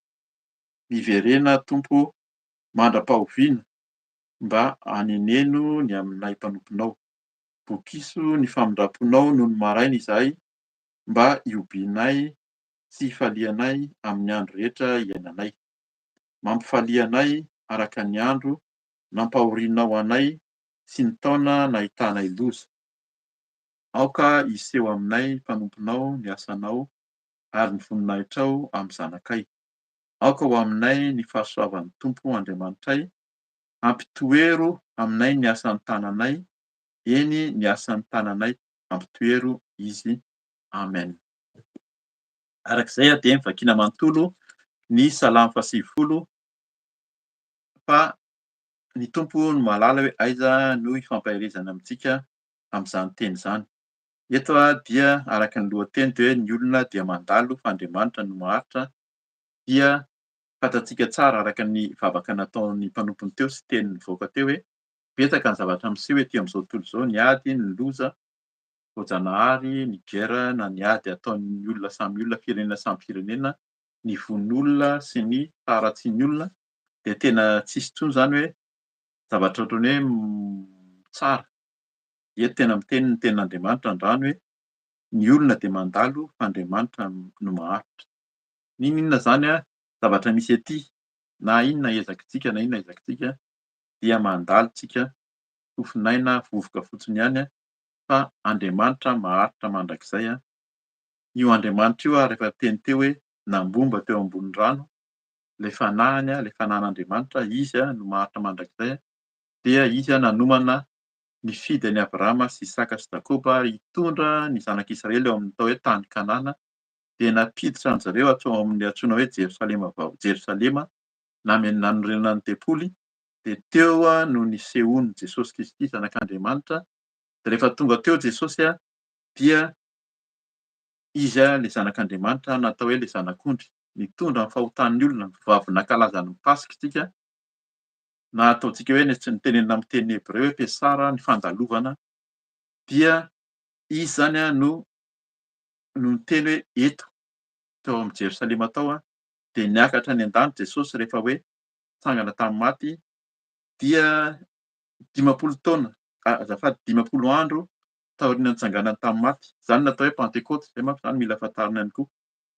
Ny atao hoe Pentecote dia hoe manisa ny compter, zany hoe 50 ny dikany hoe Pentecote, manisa 50 andro isaina taorian'ny nitsanganan'i Jesosy tamin'ny maty dia tonga ny Pentecote. Io Pentecote io nefa fanazavana fohy zany zay ilay mila fantarina ihany foana hoe ny atao hoe Pentecote dia 50 andro taorian'ny nitsanganan'i Jesosy tamin'ny maty, 50 andro nitsangana tamin'ny maty Jesosy tamin'ny alahady taorian'ny sabata. Voateny zany fa ny alahady taorian'ny sabata ny amin'ny Pasika tamin'ny andron'ny jiosy dia niteny Andriamanitra 50 andro aorian'io na 5 herinandro, 7 herinandro azafady aorian'ny Pasikan'ny jiosy dia manao fety fankalazana ny amin'ny vokatra. Izany natao hoe Pentecote. Tamin'ny andron'ny jiosy zany ny Pentecote, fa tamin'io andro fankalazan'ny jiosy ny Pentecote io 50 andro taorian'ny Pasika izay nankalazan'ny tenen'Andriamanitra ankalazao an'ny jiosy no niona koa ny mpianatra tao amin'ny Jerosalema. Teo akaikin'ny tempolo teo ihany koa zareo zany niona, be da be ny jiosy niakatra. Ho hitantsika izany any amin'ny asan'ny apôstôly any ny andininy voalohany, toko voalohany sy faharoa, amin'ny fotoana fankalazan'ny jiosy ny Pentecoste izay niakatra tany daholo tao Jerosalema, tao amin'ny tempolo ny jiosy rehetrarehetra no nirotsaka tamin'ny mpianatra izay miisa 20 ny fanahy masina. Dia tamin'izany fotoana izany no niseho nitsangana mihitsy zany Petera, tamin'izany niseho ny fanahy masina amin'ny endrika lela sy afo, dia niseho ny fanahy masina nirotsaka tamin'ny mpianatra, dia tamin'izany no antsoina hoe Pentecote kristianina zany. Zay mahatonga ny hoe ny Pentecote kristianina izay niratsahan'ny fanahy masina tamin'ny mpianatra 20, io dia Pentecote mitovy amin'ny endrika Pentecote sy tanin'ny jiosy ihany koa, satria fankalazan'ny jiosy io ny vokatra, voaloham-bokatra moa zany ny filaza azy. Hoe fankalazana voaloham-bokatra, Andriamanitra no miteny an'izany any amin'ny Levitikosy, any amin'ny Deutéronomie koa izy mampianatra an'izany hoe izao no ataonareo amin'ny andron'ny Pasika, izao no atao hoe Pasika fandalovana nanafahanareo tao amin'ny tany Ezipta, dia 7 herinandro aorian'izay na 50 andro dia mankalazà ny atao hoe Pentecoste, andro fideranan'Andriamanitra, izay hoe andro fifaliana, andro fideranan'Andriamanitra amin'ny vokatra voaloham-bokatra izay men'ny tompo anareo, satria nanome vokatra vaovao anareo indray ny tompo. Zay zany fanazavana fohy lavalava raha ho raisintsika amin'ny tsipiriny ny Pentecoste arak'ilay teny teo 50 andro aorian'ny Pasika. Amin'ny tenateny Hebreo ny Paka natao hoe Pesara, ny Pentecoste ny jiosy tsy mahafantatra an'izany atao hoe Pentecoste izany, fa amin'izareo dia hoe Shavuot. Shavuot ny anarany hoe Pentecoste amin'ny jiosy, fa ho antsika kristianina izay nampianarina amin'ny teny grika dia nitenenina hoe 50 andro aorian'ny nitsanganan'i Jesosy tamin'ny maty, manisa andro 50 dia Pentecote compter 50 jours taorian'ny nahaterahan'i Jesosy. Zay zay fanazavana tsotra moa zany tiany tompo hazavaina isaorana ny tompo fa izy no mampianatra eo am-piandrasana an'izany atao hoe Pentecote izany tsika. Amin'ny olona sasany izany na kristianina maro dia hoe amin'ny Pentecote amin'izay indray no miandry ny fanahy masina, araka ny tenin'ny mpanompony teo. Hoe isaka ny Pentecote ihany dia miandry fanahy masina, isaka ny Paka ihany dia manolo tena ho an'ny tompo. Fa ny Pentecoste na ny Pasika dia isan'andro ao am-pontsika Jesosy miteny eo aminareo mandrakariva ao anatinareo. Ilay fanahy masina zany dia eo amintsika foana, fa aza miandry Pentecoste, aza miandry mpanompon'Andriamanitra, fa antsika tsirairay avy rehefa mitady an'ny tompo dia omeny ilay fanahy masina dia omeny antsika. Saotra ny tompo fampatsiahivana izany ny amin'ny atao hoe Pentecoste zany hiandrasantsika izany, satria eo am-piandrasana izany tsika, ary androany dia mbola mampatsiaro antsika ny tompo amin'ny fandraisana ny fanasan'ny tompo dia ny lanoloran'i Jesosy ny tenany teo amin'ny hazo fijaliana, ny rany narotsany teo amin'ny hazo fijaliana, ary ny tenany sy ny rany no fanadiovana sy fanavaozana ho antsika. Averiko izany amin'ny anaran'i Jesosy hoe amin'ny bokyny Salamo fahasivifolo hoe vavaka nataon'i Mosesy lehilahin'Andriamanitra. Zay koa zany tsika zany mampianatra antsika foana ny tenin'Andriamanitra. Ny vavaka rehetra amin'ny Salamo ny ankabeazany dia nataon'i Davida. Misy nataon'i Solomona, misy nataony hoe Asafa, misy nataony hoe Etan. Zany zany mpanompon'Andriamanitra na Levita na mpisorona zay nanoratra ny Salamo. Ny ankabeazany dia Davida nanoratra azy. Dia eto dia Mosesy hozy izy, vavaka nataon'i Mosesy ity fahasivifolo ity. Zay zany zavatra tokony fantatsika. Ny Salamo dia ny fahasivifolo dia vavaka nataon'i Mosesy ary araka ny fandinihana nataon'ny maro zany dia io no vavaka tranainy indrindra ato amin'ny bokyny Salamo zany dia io no anisan'ny tranainy natao hoe tranainy indrindra satria Mosesy no nanao an'ilay vavaka fa tsy Davida. Fa ela be tateo inona hoe zany Davida zany. Fa eto dia Mosesy no nanao an'ilay vavaka voatahiry tao amin'ny zanak'Israely zany ary ny zanak'Israely tsy anjera dia voasoratra ao anatin'ny bokyny Salamo koa. Ary Mosesy hozy izy dia lehilahin'Andriamanitra. Zany tokony tahitrantsika koa zany. Zavatra rehetra voasoratra eto dia tokony hanaitantsika maninona no tenenina hoe lehilahin'Andriamanitra izy satria tena hoe niaraka tamin'Andriamanitra mihitsy Mosesy. Zay zany voasoratra mihitsy zany hoe Jesosy dia lehilahin'Andriamanitra. Mety ho azo tenenina zany amin'ny fiainantsika. Namaky an'ilay zany dia nieritreritra hoe za ve zany mba lehilahin'Andriamanitra koa? Fantatry ny olona ve za fa lehilahin'Andriamanitra? Ianao zany ve fantatry ny olona fa vehivavin'Andriamanitra, mpanompon'Andriamanitra? Misy mampieritreritra ilay tenin'Andriamanitra raha ny tokony izy zany raha eo amin'ny fiarahamonina misy antsika zany mivavaka mandray an'i Jesosy Kristy tena nanolo-tena dia ny olona zay ilay hoe témoignage zany na hoe vavolombelona hoe ahafantaran'ny olona antsika amin'ny alehantsika rehetrarehetra any na amin'ny asa io na ny am-piasana na ny amin'ny fiarahamonina fotsiny dia hitan'ny olona ve fa lehilahin'Andriamanitra sa mpanompon'Andriamanitra sa vehivavin'Andriamanitra. Mila tena mampatahotra ilay sady mampieritreritra hoe zany ve nahafantaran'ny olona antsika hoe tena mpanompon'Andriamanitra iny, tena lehilahin'Andriamanitra iny olona iny vehivavin'Andriamanitra. Sao dia zavatra hafa ny ahafantaran'ny olona antsika. Zay zany anisan'ny tena mampieritreritra koa eto. Lehilahin'Andriamanitra zany hoe niaraka tamin'ny Tompo. Mosesy dia niaraka tamin'Andriamanitra teny foana ary izy ary dia tsy hita mihitsy hoe taiza ny nahafaty anazy fa nentin'Andriamanitra niakatra any an-danitra. Zay ny filaza amin'ny boky moa zany fa tsy ho vakiantsika ilay izy fa ho lava. Dia zay ilay hoe lehilahin'Andriamanitra Joba sy ry Abrahama, Noa, reny dia tena voateny amin'izany koa hoe lehilahin'Andriamanitra. Amin'ny teny frantsay izy dia juste intègre, hoe tena lehilahy marina sy mahatoky teo anatrehan'Andriamanitra zany ireny olona ireny. Dia raha ho vakiantsika ny tantaran'ireny olona ireny mazotoa zany afaka mamaky ianao tantaran'i Joba, tantaran'i Noa, fa tena sy ny tantaran'i Abrahama. Fa izany dia tena olona azo tenenina amin'ity ataon'ny Mosesy eto zany hoe tena lehilahin'Andriamanitra, vehivavin'Andriamanitra. Hoe hita eny amin'ny fiainantsika ve zany indrindra moa zany ny fiarahamonina satria ny olona eto no miteny anazy fa tsy Mosesy miteny hoe za lehilahin'Andriamanitra. Fa ny mpanoratra izay nanoratra an'ilay boky ny Salamo miteny hoe vavaka nataon'i Mosesy dia izy dia lehilahin'Andriamanitra.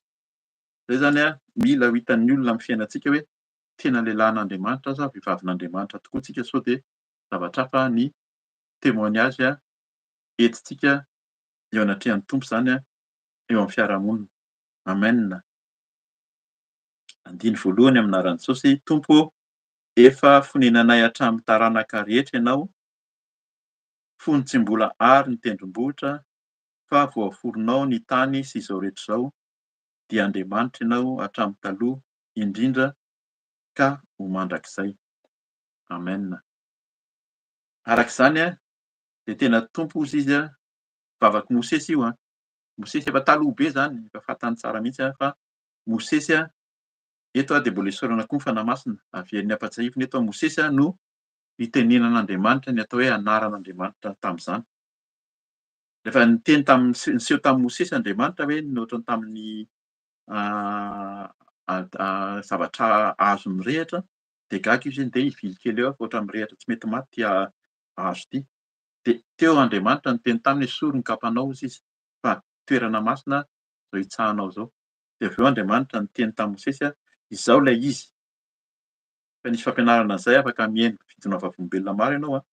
Izao ilay izy hozy izy Andriamanitra. Io a, ilay izy io zany a, amin'ny teny frantsay a de verbe être. Amin'ny teny hébreu a tsy ampiasaina io verbe être io a, ny amin'ny izy io raha tsy Andriamanitra rery. Andriamanitra rery ny teny hoe za rery a no misy. Dika hoe zavatra hoe être zany a zavatra misy a dia zavatra izy rery a no Andriamanitra misy hatramin'ny taloha indrindra hozy ankehitriny ary mandrakizay, araka ny tenin'ny Mosesy eto. Efa fonenan'ny taranaka hatramin'izay ianao hozy izy a, fony tsy mbola ary ny tendrombohitra na voaforonao ny tany sy izao rehetra izao dia Andriamanitra ianao hatramin'ny taloha indrindra ka ho mandrakizay. Fantatry Mosesy mihitsy zany mahatonga Mosesy miteny eto hoe za no tenenan'Andriamanitra, za le hoe Andriamanitra izy.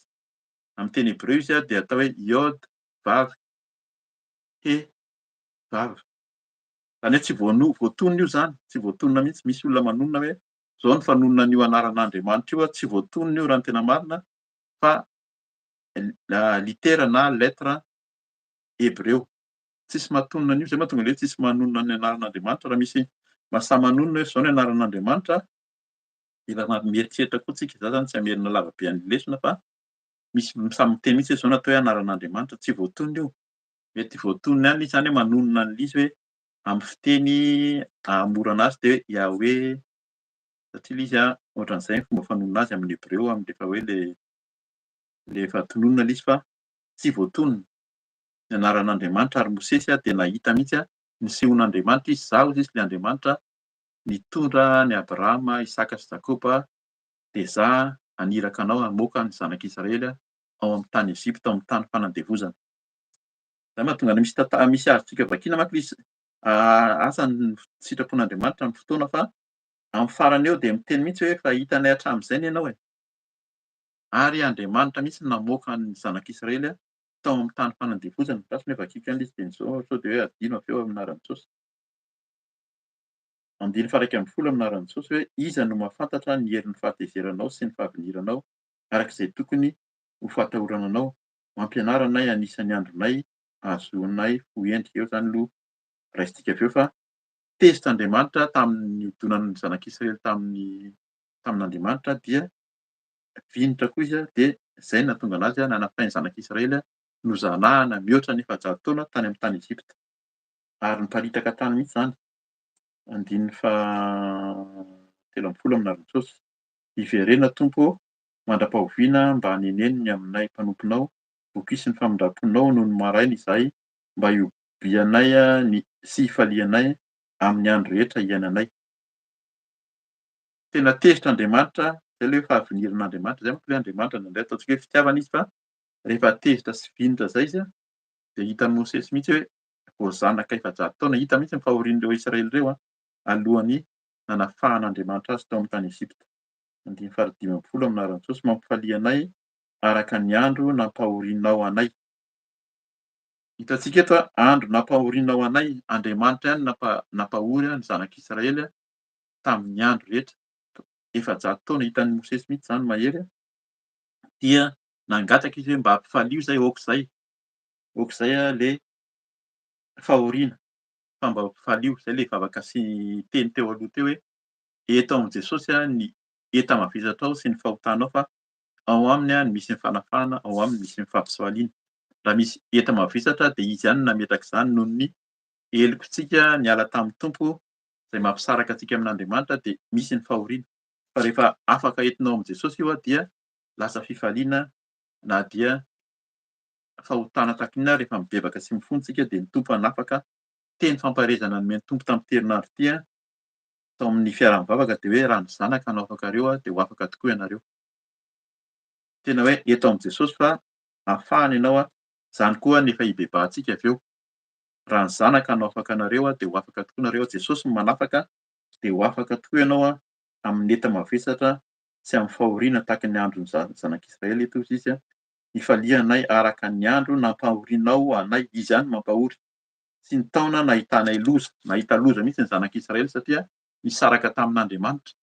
Raha mahatsiaro ao anatin'ny loza sy ny fahoriana ianao zao ka mbola tafasaraka amin'Andriamanitra dia anao vavaka fanoloran-tenitsika dia ho hitanao fa iseho ny voninahitr'Andriamanitra ny fiainanao. araka ny fampianarana teo tsy noho ny famarinako hivavaka eto na noho izao fiaraha-mivavaka izao aminay mianadahy eto fa ianao no henon'ny tompo. Dia manomboka izao dia manolora teny eo anatrehan'i Jesosy eto ny zivako hozy Jesosy fa ho maivana izany.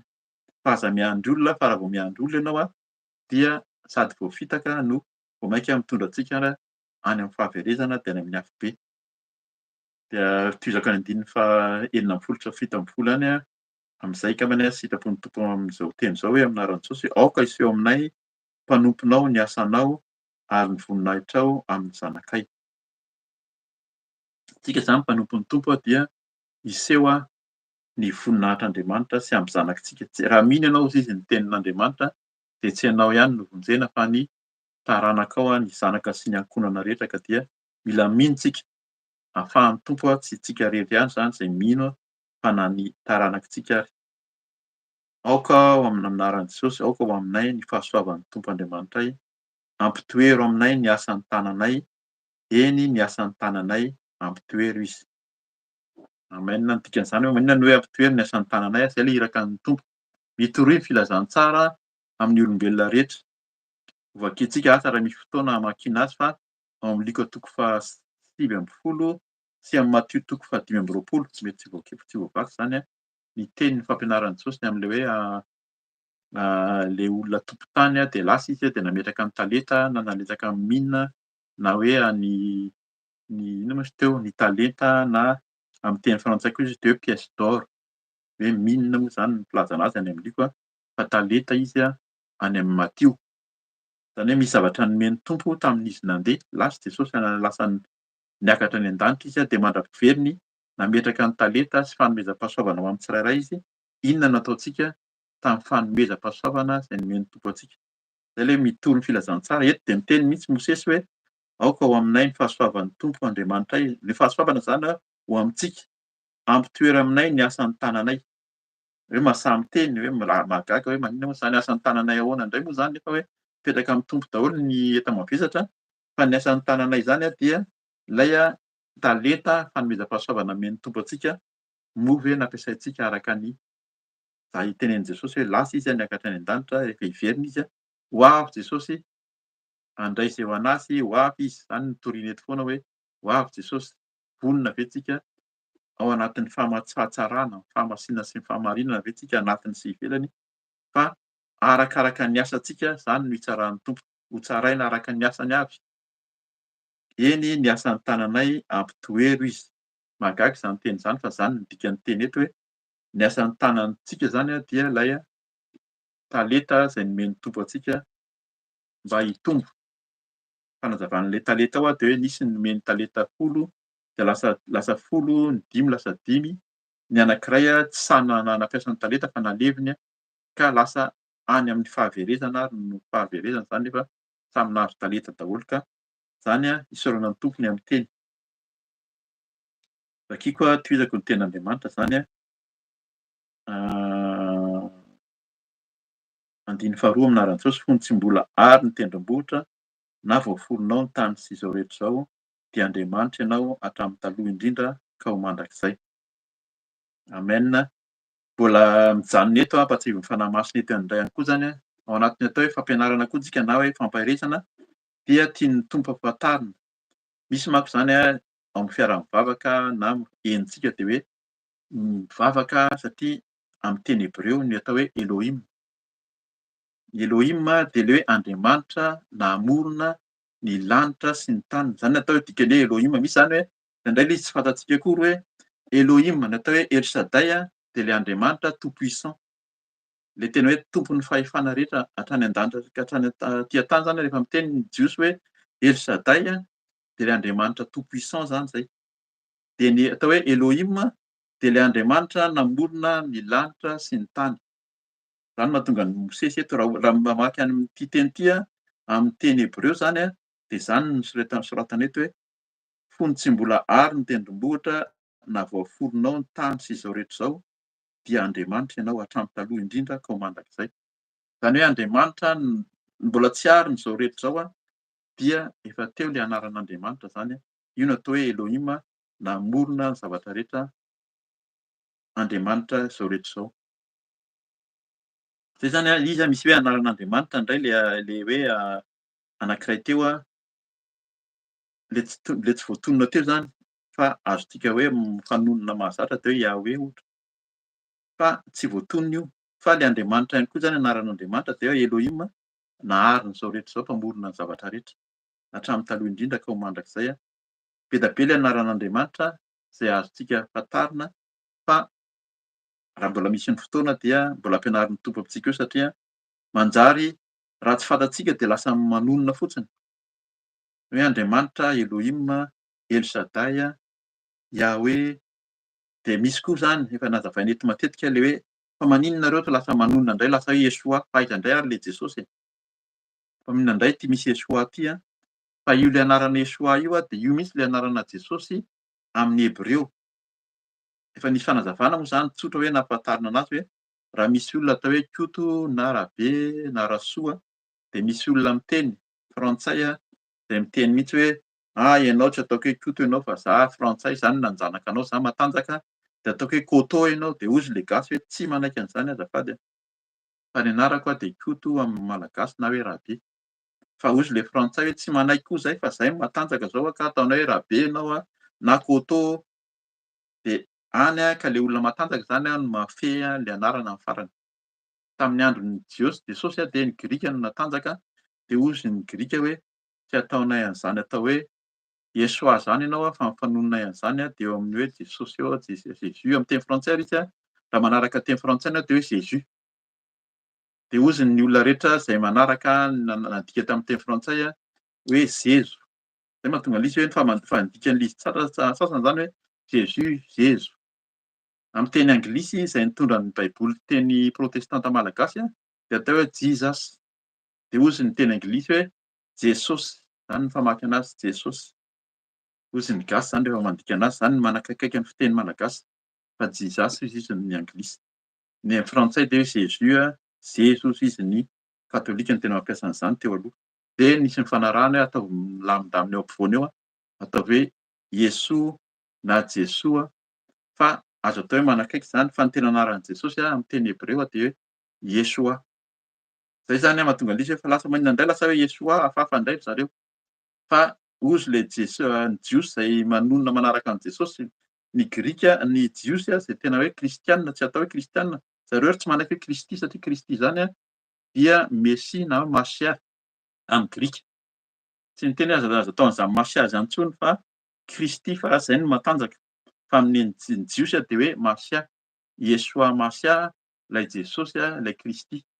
Amin'ny jiosy amin'ny Grika de hoe dikan'ny Masia de Kristy. De noho ny jiosy na ny Grika natanjaka ela be naharitra ela teo de lasa hoe Kristy de tsika zany lasa hoe kristianina. Ka izy raha miverina amin'ny fototsika matoa ny tompo nanaiky ny fanahy masina nanaiky hoe kristianina ianao de niasa izy rehefa roahana amin'ny anaran'i Jesosy ny devoly de lasa tokoa ny eken'ny tompo zany ny eken'ny fanahy masina fa raha iverintsika zany ny teny anaran'Andriamanitra de lasa ady hevitra be foana hoe iza le Yeshua, iza le Yahweh, iza le Elohim, iza Adonai. Adonai zany moa zany amin'ny fiteny hebreo koa zany ny tompo ny dikan'izany.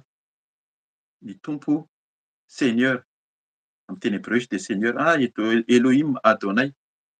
Le Andriamanitra nahazo zao rehetra zao mpanao ny lanitra sy ny tany, tompon'izao rehetra zao zany le fiteny zany fa amin'ny fiteny hebreo izy fiteny gasy de miova le fomba fanonona azy. Yeshua Masia, ilay Mesia, Jesosy Kristy, fomba fiteny amin'izao fotoana izao zany fa ny tompo de tsy miova.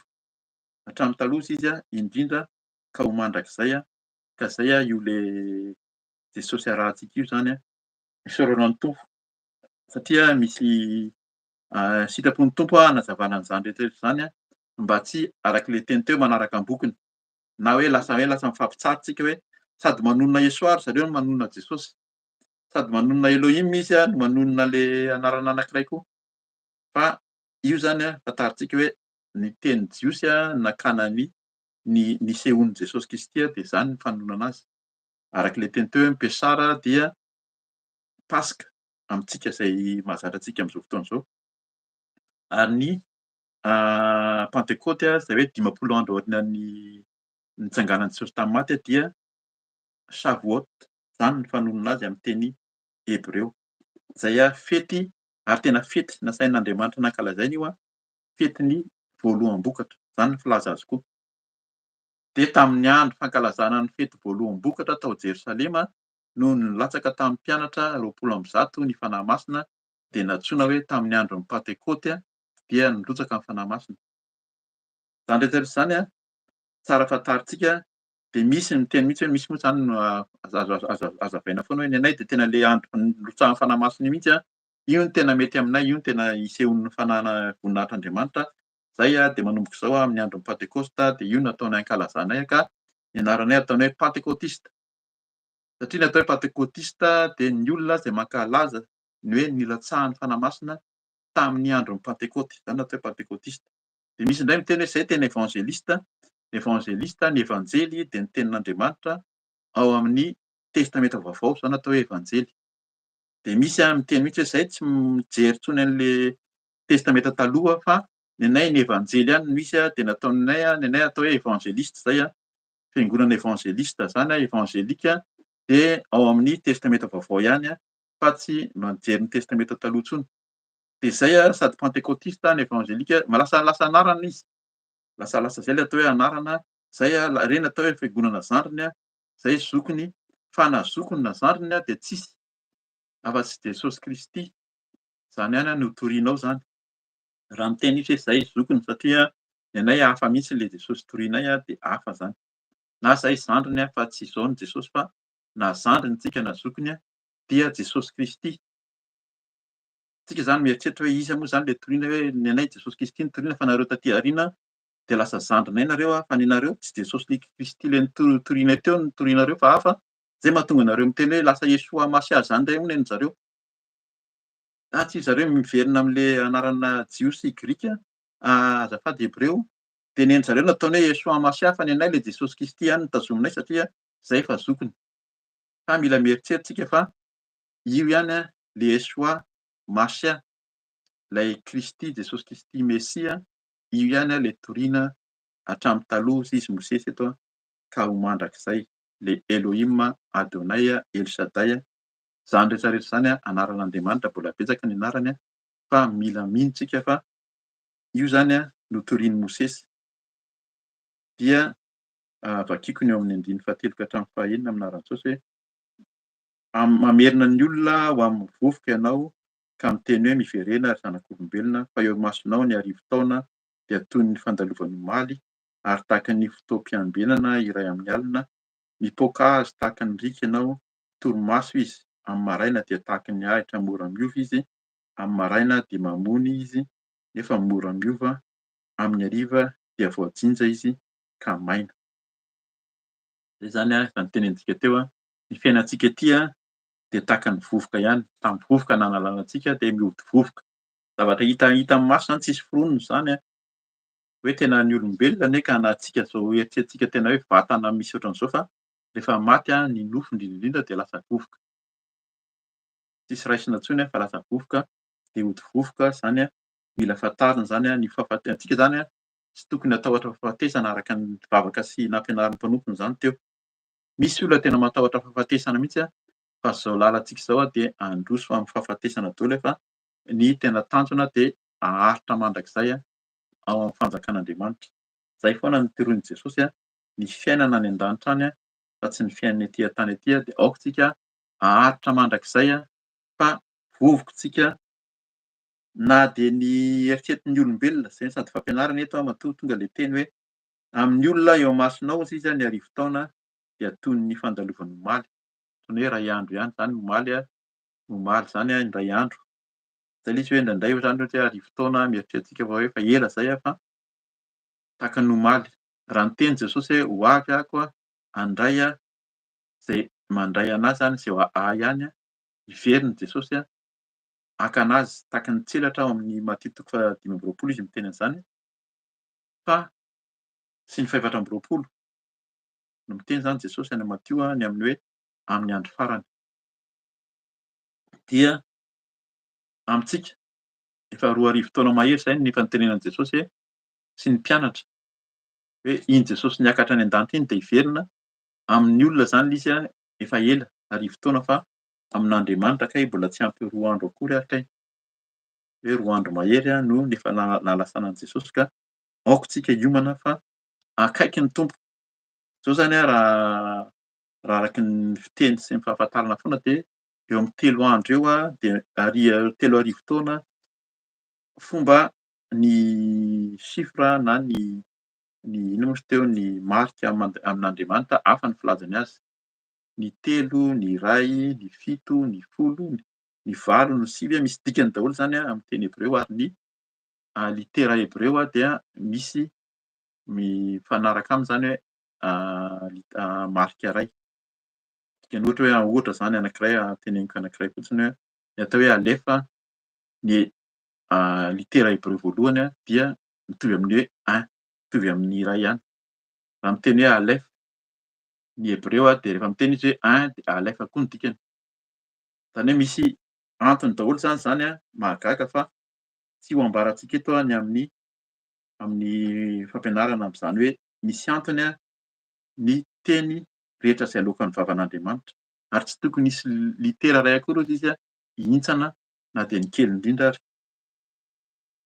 Ka aoka zany tsika tokony hatsapa fa vetivety mandalo ihany ny fiainantsika. Ny arivo taona amin'Andriamanitra mety 2 andro na ny 2 andro amin'Andriamanitra mety arivo taona fa mila maharitsika fa mandalo mety ho vetivety ihany dia voajinja ny fiainantsika etỳ tany etỳ na dia vao misokatra ary tahaka ny voninkazo ozy izy. Misokatra maraina fa hariva dia hojinjaina sady maina. 17 amin'aran'i Jesosy dia faranako amin'ny 10 amin'aran'i Jesosy. Lany ny fahatezeranao izahay ary raiky tahotra noho ny fahaviniranao. Ny elokay no nataonao teo anatrehanao ary ny fahotanay miafina dia nataonao teo amin'ny fahazavan'ny tavanao. Ajanoko eo aloha. Zay ilay hoe lany ny fahatezeranao izahay. Mosesy izay nihaona tamin'Andriamanitra nahita an'Andriamanitra tamin'izany no manao vavaka hoe zay anie ka lany ny fahatezeranao. Hay Andriamanitra rehefa tezitra dia tena mandamy mihitsy. Averina foana zany izay. Aza mieritreritra mihitsy hoe ilay Andriamanitra dia tena hoe fitiavana dia mahazo manao izay tamin'ny kibontsika isika fa rehefa tezitra Andriamanitra tsy ho zakantsika ary tahaka izany nanaovany nanazanahany nanjanahany ny zanak'Israely efa 100 taona tany amin'ny tany Ezipta alohan'ny nahafahana ny fidianany amin'i Mosesy hamoaka azy tao. Zay mahatonga Mosesy tena miteny hoe izaho nahita mihitsy ary hitako ny tanan'Andriamanitra rehefa tena vonona izy hamoaka ny zanak'Israely. Rehefa niala tamin'ny fahotana izy, ny elokay no nataonao teo anatrehanao ary ny fahotanay miafina dia nataonao teo amin'ny fahazavan'ny tavanao. Hitan'Andriamanitra daholo ny fiainantsika. Indrindra ny fahotana, ny eloka miafina zany taona zao raha mbola ao anatin'ny fahotana faharatsiana tsy hamerina ny ao amin'ny bokin'ny Apokalipsy matetika ny amin'ny hoe ny olona mandainga, ny mpamitaka, ny vetaveta, ny fitsangajangana, zany no heloka mampisaraka ary zany tsy idirantsika amin'ny fanjakan'Andriamanitra dia fotoana zao hialana amin'izany mba tsy hianjera amintsika ny fahatezeran'Andriamanitra sy ny fahavinirany arak'izay tokony ho fatahorana anao. Rehefa tsy matahotra an'Andriamanitra tsika dia ny fahatezerany no hirotsaka amintsika. Tsy fampitahorana ilay izy fa ho hitondrantsika ny tenantsika eo amin'ny Tompo fa ny Tompo zany arak'ilay teny teo hoe izay masina dia vonona ho masina sy tanteraka eo anatrehan'ny Tompo ihany izay no henony fa mety mihaino izy amin'ny tsy fahalalànao amin'ny famindrampony fa raha hiverina sy tsy hino an'Andriamanitra tsika dia ny fahatezerany sy ny fahavinirany zany koa dia ataon'ny Tompo. Dia araka ny teniny 12 hoe anaran'i Jesosy mampianara anay anisan'ny andronay ahazoanay ho endry. Eto zany tena sady hamarana antsika sady ny fampielezana no tena ataontsika hoe fototry ny zao fampielezana izao. Mampianara anay anisan'ny andronay ahazoanay ho endry. Havakiana tsotra ilay izy zany araka ny famaky azy dia hoe ampianaro izahay anisan'ny andronay. Ahoana moa izany no tenin'ny Tompo? Ampianaro izahay anisa andro. Ny andronay zany araka ny tenin'Andriamanitra teo hoe 70 taona hozy izy, 70 na 80 taona ihany raha misy dia misy ny taonan'ny olona. Dia raha manisa ny androntsika zany tsika 70 taona, 80 taona araka ny mpandinika dia eo amin'ny 3 alina. 30 alina moa zany, angamba mafanisana azy. 3 hetsy. 30 alina, 30 000 azafady amin'ny teny frantsay mahazatra. 30 000 eo zany ny andro amin'izany 20 taona zany raha misy de misy. De hoe anisan'ny andronay de isan'andro ianao zany manisa foana hoe tamin'ny mbola kely ve ianao nanisa, avy iny ianao manomboka manisa, ampianary zay anisan'ny andro, de anisan'izany isan'andro fa tena tian'ny tompo teneniny hoe azahoanay fohendry. De rehefa mahay manisa ny andronay ianao misy olona manko zany le mila mahafantatra fampianarana koa. Manomboka zao zany ianao zany mahazo an'le fampianarana ohatr'izao de manisa ny andro foana isan'andro de lasa manana fohendry. Fa ny tena tian'ny tompo hoe tsy voisantsika io fa aoka tsika hitady an'Andriamanitra foana. Araka ny teny teo hita ny fontsika de mahita ahazava-poana ozy izy ny voninahitry ny taonan'ny olona. Raisiko andiny 10 amin'anaran'i Jesosy hoe 70 taona ny halavan'ny andronay ary raha toa ka mateza aza dia 80 taona, nefa fahasasarana sy zava-poana ny voninahiny ary mienina aingana izany ka lasa manidina izahay. Hitantsika amin'izany mienina aingana de manidina. Dikan'izany aintsika zany tsy eo. Dikan'izany manidina zany koa ohatran'ny hoe esorana amin'ny fanahy masina, ilay fanahintsika no miala tao. Zany hoe io vatana io zany dia itoeran'ny fanahy, fa rehefa mienina ozy izy, rehefa tonga ny fotoana de mienina izany ozy izy ka lasa manidina izahay. Ahoana moa zany fiteny zany? Zavakina izy zany de tsy azontsika fa mahatonga ny teny de hoe ny fanahintsika dia hiala ary io fanahintsika io de ho any amin'ny na any amin'ny fahaverezana, any amin'ny afo. Jesosy miteny amin'izany maharitra mandrakizay na eo an'aminy eo amin'ny fanjakana zany dia eo amin'ny voninahitr'Andriamanitra. Io no antsoin'ny be sy ny maro hoe ny paradisa. Ka engany antsika mba tsy ho lany andro amin'izao fiainana izao fa hay anisa tokoa ny androntsika, dia manomboka izao dia mitady fahendrena ao amin'ny fontsika, azahoanay fohendry.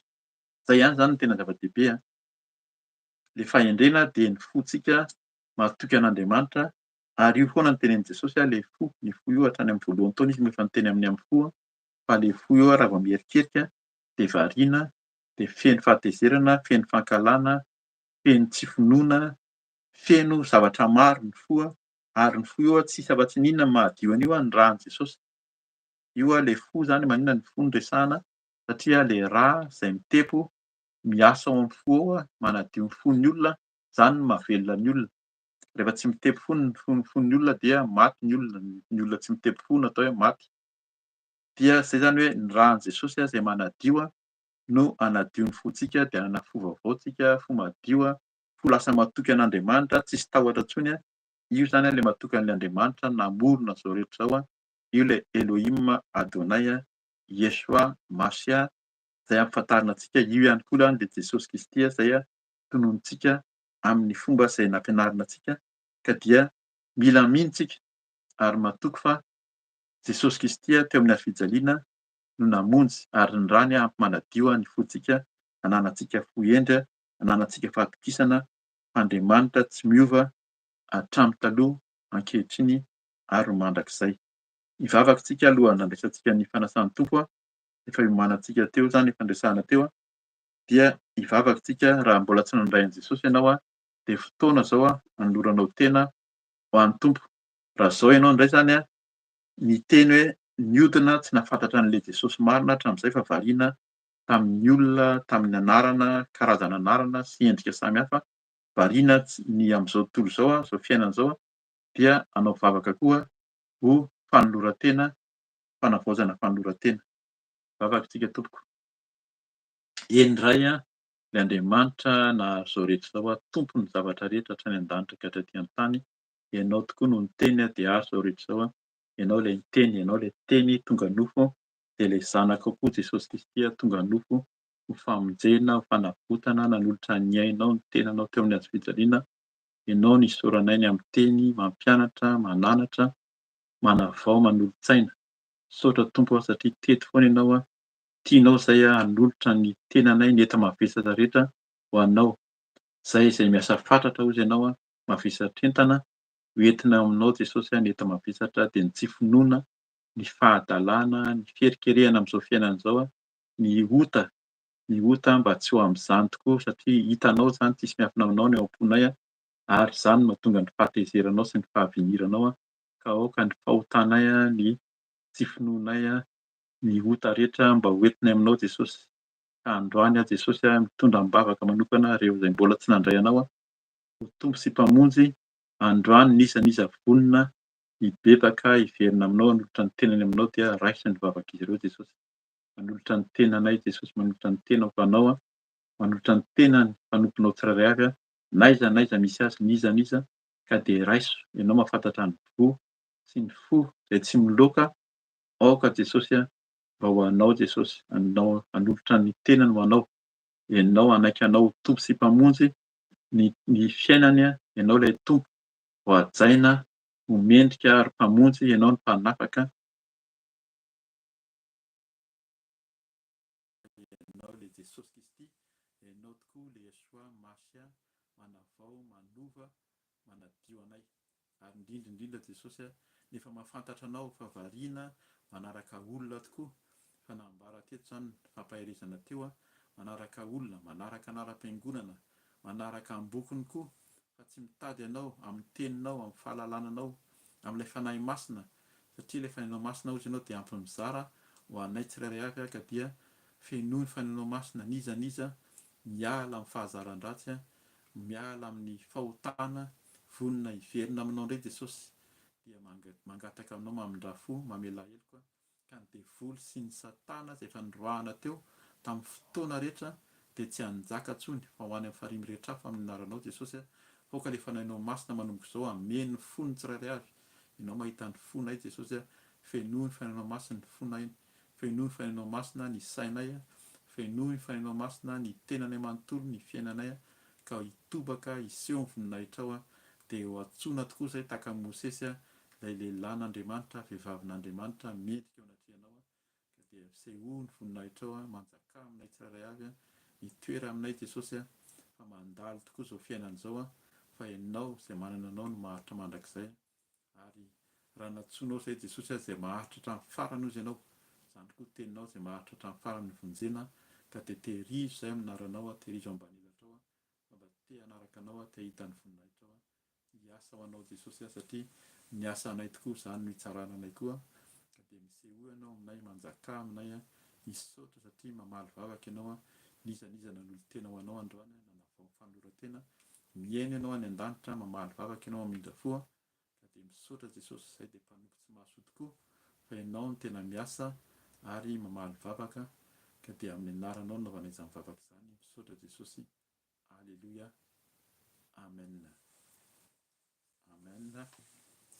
Misaotra ny tompontsika ny amin'ny teniny satromo izany hifampahery fa ny fanahy masina no mandamina araka ny fampaherezana tenenina foana fa mbola hisy ny fotoana fanahy masina mety anao izany mety tsika mieritreritra hoe andao atao adiny ray sasany adiny roa adiny telo ny fotoana fa ozy ny tompo hoe mijanona ianareo mandra-paray ny andro ka izay izany rehetrarehetra izany efa homanintsika daholo izany amin'izany hoe fanarahana amin'ny tompo izany dia nomana ny fomba ampanarahantsika sy ny fotoana sy ny fitaovana izany izay efa nomanintsika ho an'izay efa nividian'ny tompo handray fanasan'ny tompo efa nisy fampianarana foana moa izany ny amin'ny hoe fandraisana fanasan'ny tompo Jesosy dia natao batisa tamin'ny ranobe izany daholo koa izany ilay hoe Jesosy Kristy arahantsika io na izy ary nandà tamin'ny voalohany na i Jaona ary niteny hoe za tsy Jaona mpanao batisa izany ahoana moa izany nanaovako batisa n'izany hoe zanak'Andriamanitra izany fa tsy ozy Jesosy ataovy ihany dia noho natao batisa izy niditra tao anaty rano izany ilay batisa fa tsy ilay rano kely izany atao hoe atetina amin'ny loha fa tena hoe najoboka tao anaty rano dia nisokatra ny lanitra dia niseho koa ny fanahy masina dia niteny mihitsy hoe ty no zanako malalako izay sitrako. Izay zany izany rehetrarehetra izany no antony hoe atao batisa amin'ny ranobe antsika dia handray ny fanahy masina koa dia hanomana ny fandraisana ny fanasan'ny tompo. Hitsanga amintsika hanomana ny fandraisana izany izay fanomanintsika tsirairay avy dia ny ranom-boaloboka sy ny mofo tsy misy masirasira araka ny fampianarana izay efa mpitain'ny mpanompony koa izany amin'izao fanomanana izao. Ny tenin'Andriamanitra anorenantsika ny fandraisana dia vakintsika ao amin'ny Korintianina voalohany toko faha 1 Korintianina voalohany toko faha 1 vakiana manomboka amin'ny 17 dia vakiana toy izao aminaran'i Jesosy. Fa Jesosy Tompo tamin'iny alina izay namadiana azy iny dia nandray mofo, ary rehefa nisaotra izy dia novakiny ilay mofo ka hoy izy, ity no tenako izay vakiana ho anareo, izao no ataovy ho fahatsiarovana ahy. Dia arak'izany koa ny kapoaka rehefa nihinana dia hoy izy, ity kapoaka ity no ilay fanekena vaovao amin'ny rako, izao no ataovy ho fahatsiarovana ahy, na oviana no misotro ianareo. Amen. Ivavakintsika miatrantsika izao fotoana izao zany a.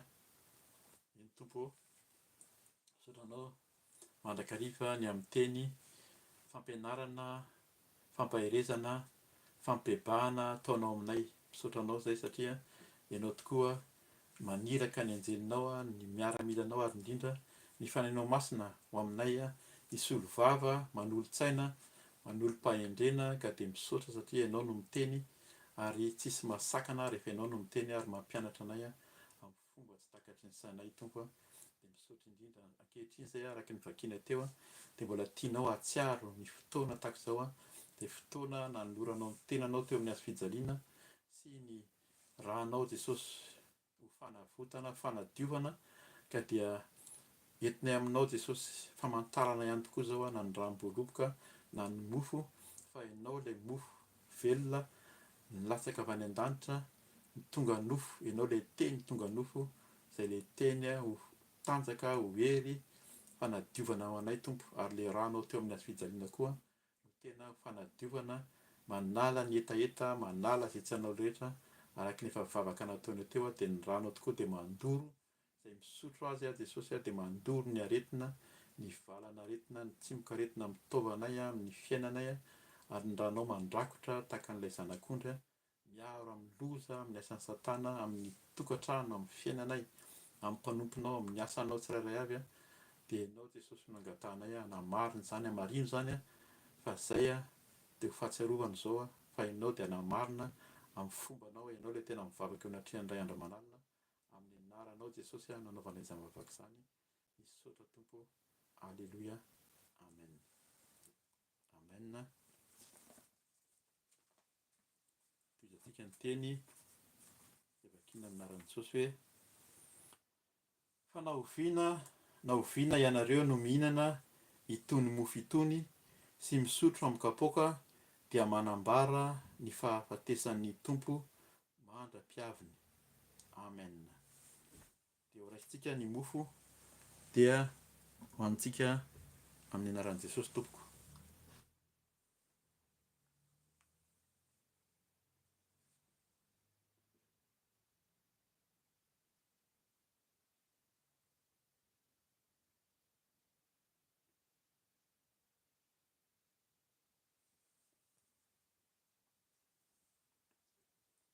Dia toy izany koa ny kapoaka na ny ranom-boaloboka koa dia hohanintsika dia sotroina amin'ny anaran'i Jesosy Kristy Tompo.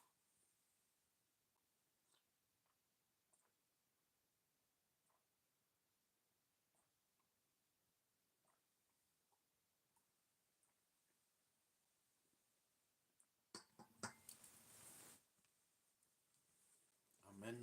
Misaotra ny tompontsika eo am-pitsanganana ihany no hivavahantsika hisorantsika ny Tompo.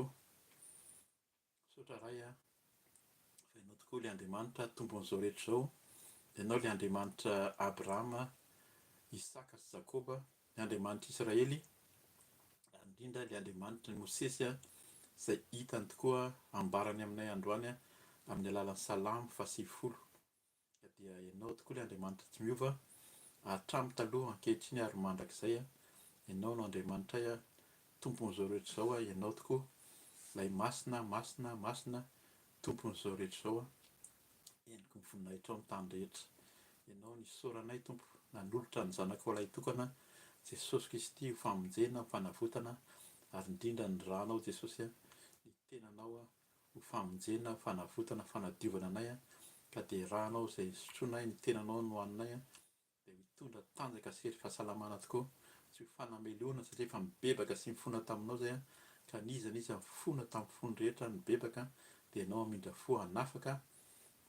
Eny Jesosy na efa nandray anao natao batisa na ny mihaino fotsiny ary ankehitriny dia ianao manome lalana fomba tsy takatry ny saina ahafahan'izy ireo mahatanteraka ny sitraponao. Ka dia misaotra fa miasa ianao mamaly vavaka dia tehirizy tokoa zay araky ny teniko mba ho feno fifaliana, ianao manome anay fifaliana ary araky ny teninao ety ny ziokako fa maivana ny ziokako dia ho maivana ny fiainanay miaraka aminao Jesosy. Ho hitanay araky ny teninao, ho hitan'ny olona mahasamy hafa manompo sy ny tsy manompo anao ka dia tehirizy zay Jesosy, ho hitanay ny voninahitrao, hiseho ny fahasoavanao, hiseho ny famindramponao amin'ny fiainanay, amin'ny ankonanay, amin'ny ankonana fianakaviana, amin'ny mpanomponao indrindra ny amin'ny asanao izay andrahanao anay, amarino zany voninahitry ny naranao irery ihany. Misaotra Jesosy, misaotra Tompo malalo amin'ny naran'i Jesosy Kristy. Alleluia. Amen. Amen. Dia misaotra ny Tompo izay ary mbola faly foana moa zany niaraka tamintsika, niaraka tamin'ny tsirairay avy niza ianao zany manaraka zao fiaraha-mivavaka zao isaky ny sabotsy amin'ny valo alina aty Eropa. Raha sitrapon'ny Tompo dia mbola hitoza zany amin'ny heriny androany tahaka izao manomboka amin'ny 7 alina YouTube dia azonao jerena koa raha ohatra hoe tsy afaka mijery mivantana ianao amin'ny différé zany na enregistrement. Ka dia mahereza betsaka ny fijona vavolombelona amin'ny ao amin'io ho avy Jesosy Kristy hibebay ianao dia afaka mijery zany koa ianao ampahery sy ampahafantatra anao zany ny amin'ny hoe lalan'Andriamanitra, sitrapon'Andriamanitra. Betsaka ny fivatahana koa raha misy numéro koa zany amin'ny eto zany raha tianao ny azo fampiarezana na fanazavana dia afaka mijery contact amin'ny numéro WhatsApp. Ka dia zany rehetra zany ny Tompo nomby antsika voninahitra dia misaotra anareo izay manaraka hatramin'ny farany ampahery antsika mandrakariva ny Tompo. Fa izay mianadahy zany raha sitrapon'ny Tompo dia mioneto indraitsika amin'ny heriny raha mbola tsy tonga ny Jesosy. Voninahitra ho an'Andriamanitra irery ihany manao velomanao amin'ny naran'i Jesosy Kristy. Alleluia. Amen.